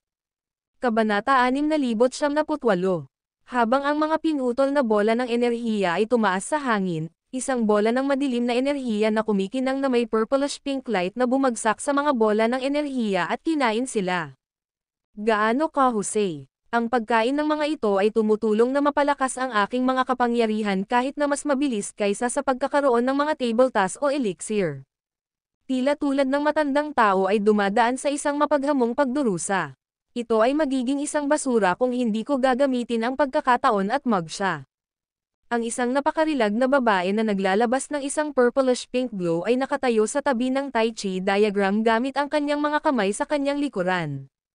Ang Lady Jacinth ay nagliliwanag ng isang mas malakas na aura matapos na ubusin ang mga thread ng destiny na naputol mula sa Zachary. Pagkatapos, nagbago siya sa maraming maliliit na bola ng ilaw at lumipad patungo sa santuaryo kung saan nagtatago si Zachary. Ang kanyang mga light bola ay tumagos sa mga form ng proteksyon ng sekta ng Timaeus nang hindi napansin. Nang maglaon, ang mga light bola ay natipon sa tabi ng Zachary at dahan-daang nabuo muli si Lady Jacinth. Itinaas ni Lady Jacinth ang kanyang kamay at pinakawalan ang isang putok ng enerhiya ng Tayback, na hiniwa ang libo-libong mga bola ng enerhiya na konektado sa Zachary sa isang instant. Si Zachary, na nasa maraming sakit, ay sumigaw kahit na mas malakas. Ang kapangyarihan ng Genesis ni Zachary ay pinalabas mula sa kanyang katawan na parang siya ay isang bukas na gripo. Inihayag ng pulang may buhok na magsasaka, mapahamak ito. Sinusubukan ng isang tao na magnakaw ng kapangyarihan ng Genesis ng Zachary. Ito ang madilim na makalangit na landas, na bastos na wench. Panipi. Ang puting may buhok na magsasaka ay nakabuo ng isang halo ng kapangyarihan ng Genesis at kapangyarihan ng Historial. Ang mga kapangyarihang iyon ay bumubuo ng libo-libong mga puting tigre na sisingilan kay Lady Jacinth. Ang ginang ay nagbigay lamang ng isang magaan na alon ng kanyang kamay at kinain ang mga tigre na iyon sa kanyang mga purplish-pink na kapangyarihan. Ibinagsak ng mga matatandang magsasaka ang kanilang mga panga dahil hindi nila inaasahan na si Lady Jacinth ay may kakayahang tulad ng isang kamangha-manghang kasanayan. Ang mga kapangyarihan ng kanluran ay hindi nakakagulat. Lady Jacinth pouted. Hindi pa ako puno, kaya maaari kang magpadala ng higit pa sa mga iyon. Ikaw ay mapanlinlang na wench. Ang taong may buhok na puti ay nagngangalit, aalagaan ko siya. Tumutulong ka sa Zachary. Panipi. Ang taong may buhok na puting ay nagkakasundo ng libu-libong mga clone at sumugod patungo kay Lady Jacinth. Mula sa malayo, parang libu-libong mga gintong dragon ang magkakasama upang makabuo ng isang malaking lambat upang makuha ang ginang. Kinutya ni Lady Jacinth at nagbago sa isang itim na lotus. Dumulas siya ng isang pagbubukas sa net at bumaril patungo kay Zachary. Sumigaw ang puting buhok na tao, abangan. Nilalayon niya ang Zachar-s na kapangyarihan ng kasaysayan. Sa puntong iyon, ang Black Lotus ay dumating mismo bago ang isang kulay abo na bola ng enerhiya na lumulutang sa itaas lamang ng Zachary. Lumabas ito ng isang purplish-pink glow na sumulpat sa bola ng enerhiya. Gaano ka manggahas? Ang pulang buhok na magsasaka ay yumuko at nahawakan ang lotus. Gayunpaman, ang Black Lotus ay nagpatuloy na ubusin ang Zachary's Historial Power Energy Ball. Sa kabilang banda, si Zachary ay sumigaw ng labis at nahulog sa sahig. Ang taong may buhok na pula ay gumawa ng maraming mga layer ng pagbuo at pinindot ang itim na lotus sa sahig. Kasabay nito, ang puting may buhok na magsasaka ay naging materialized bago si Lady Jacinth, na ipinagpalagay ang kanyang orihinal na anyo. Inayos niya ang isang nakamamatay na titig kay Lady Jacinth. Kabanata 699. Ang taong may buhok na puting ay itinaas ang kanyang kamay at bumagsak ang kanyang braso ng mabigat. Sigurado ka bang nais mong gawin ito at panganib na isakripisyo ang buong sekta ng Timaeus? Ang puting may buhok na magsasaka ay nagyelo sa kanyang mga track. Ang kanyang mga mata ay nakabulok sa pagkabigla. Ako ang makalangit na landas. Hindi ako mamamatay, at hindi ako kailanman mapahamak. Pinangunahan ni Lady Jacinth ang kanyang mga pisngi. Maaari akong muling ipanganak muli kung papatayin mo ako ngayon. Hindi iyon ang kaso para sa sekta ng Timaeus. Kung pipiliin kong tapusin ang aking buhay sa pamamagitan ng pagsabog ng aking katawan, ang bawat buhay na nilalang at ang kanilang mga kaluluwa dito ay mapupuksa ng lubusan. Gayun din, wala kang anumang paraan upang mapigilan ako. Bukod dito, pareho kayong nagtataglay ng mga kapangyarihan ng mga direksyon ng kardinal, at nanatili ka sa paningin ng publiko sa lahat ng oras na ito. Gayunpaman, ganap mong hindi pinansin ang iyong mga posisyon at sinubukan mong makagambala sa mga gawain ng Genesis Worlds ngayon. Magiging bulag ba ito ni Tai Chi? Ang kanyang mga salita ay nagpadala ng panginginig sa mga spines ng mga matatanda.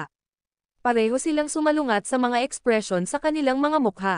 Sa sandaling iyon, mabilis na nagbago si Lady Jacinth sa maraming mga bola ng ilaw at bumaril patungo sa kalangitan. Ang mga tunog ng kanyang pagtawa ay sumigaw sa espasyo. Mga Ginoo, mangyaring pasalamatan si Zachary para sa kapangyarihang pangkasaysayan sa aking kapalit. Gayon din, kayong dalawa ay dapat palaging manatiling walang muwang. Nalaman kong talagang kaibig-ibig. Pinalawak ng puting may buhok na magsasaka ang kanyang mga mata. Hindi niya pinagkadalubhasaan ang mga kapangyarihan ng langit na landas. Hindi niya masisira ang buong sekta ng Timaeus. Iyon ang Sly Fox. Sinubukan ng puting buhok na lalaki na sundin si Lady Jacinth, ngunit pinigilan siya ng pulang may buhok na magsasaka. Sapat na iyon. Maaaring sinusubukan niyang maakit tayo mula rito. Hindi na tayo mahulog para sa kanyang mga trick. Ang pulang may buhok na magsasaka ay nagbuntong hininga ng wearily. Ginamit niya ang katotohanan na alam namin ang kanyang background at niloko kami. Nakalimutan namin ang tungkol sa kung paano pa niya lubos na master ang mga kapangyarihan at maging madilim na langit na landas mula nang magmadali kami. Magdurusa ba tayo sa kahihiyan na ito at wala na? Sinabi ng taong may buhok na maputi sa pamamagitan ng mga ngipin na may ngipin.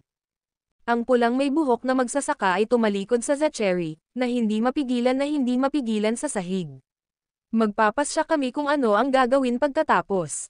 Si Zachary ay nawala ang kanyang kapangyarihan sa kasaysayan at bumaba mula sa ranggo ng Quasi-Delcon.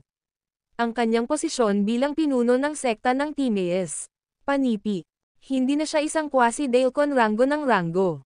Dapat nating italaga si Gladwin na maging susunod na pinuno. Ang puti na may buhok na magsasaka ay sumingit. Umiling-iling ang pulang buhok na lalaki. Hindi.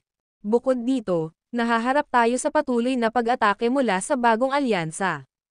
Ang katayuan ng sekta ng Timaeus habang ang numero 1 samahan ay nasa panganib. Ang paghirang ng isang bagong pinuno sa isang oras na tulad nito ay maaaring patunayan na mas peligro kaysa ito ay kapaki-pakinabang. Tama ka. Ang taong may buhok na puti ay tumingin kay Zachary. Kung hindi natin ito titigil sa lalong madaling panahon, maaari pa siyang bumaba mula sa rurok ng ika-9 na pagdurusa ng Eurus-1 rank. Panipi. Sa makatuwid, dapat nating gawin ang lahat ng makakaya upang maiwasan ang maraming pagkalugi. Itinaas ng red-haired cultivator ang parehong mga kamay at na-channel ang kanyang kapangyarihang pangkasaysayan kay Zachary. Ang taong may buhok na puting buhok ay nakabuo ng maraming lakas ng tibak at patuloy na pinuputol ang mga thread ng kapalaran ng Zachary.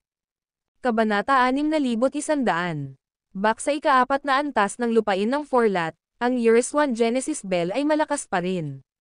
Sa loob ng katawan ni James, na-convert ng Golden Bones ang kapangyarihan ng Genesis na hinihigop mula sa pangunahing sarili ng Zachar Persecond sa kapangyarihan ng historial at kapangyarihan ng form ng labanan ng martials. Ang mga kapangyarihang ito ay mabilis na nagpapahusay ng gintong katawan ni James. Naramdaman pa rin ni James kung paano ang kanyang banal na gintong katawan ay malapit ng umunlad. Bigla, ang daloy ng kapangyarihan ng Genesis na nagmula sa Zachary ay tumigil. Bukas ang mga mata ni James. Hindi iyon tama.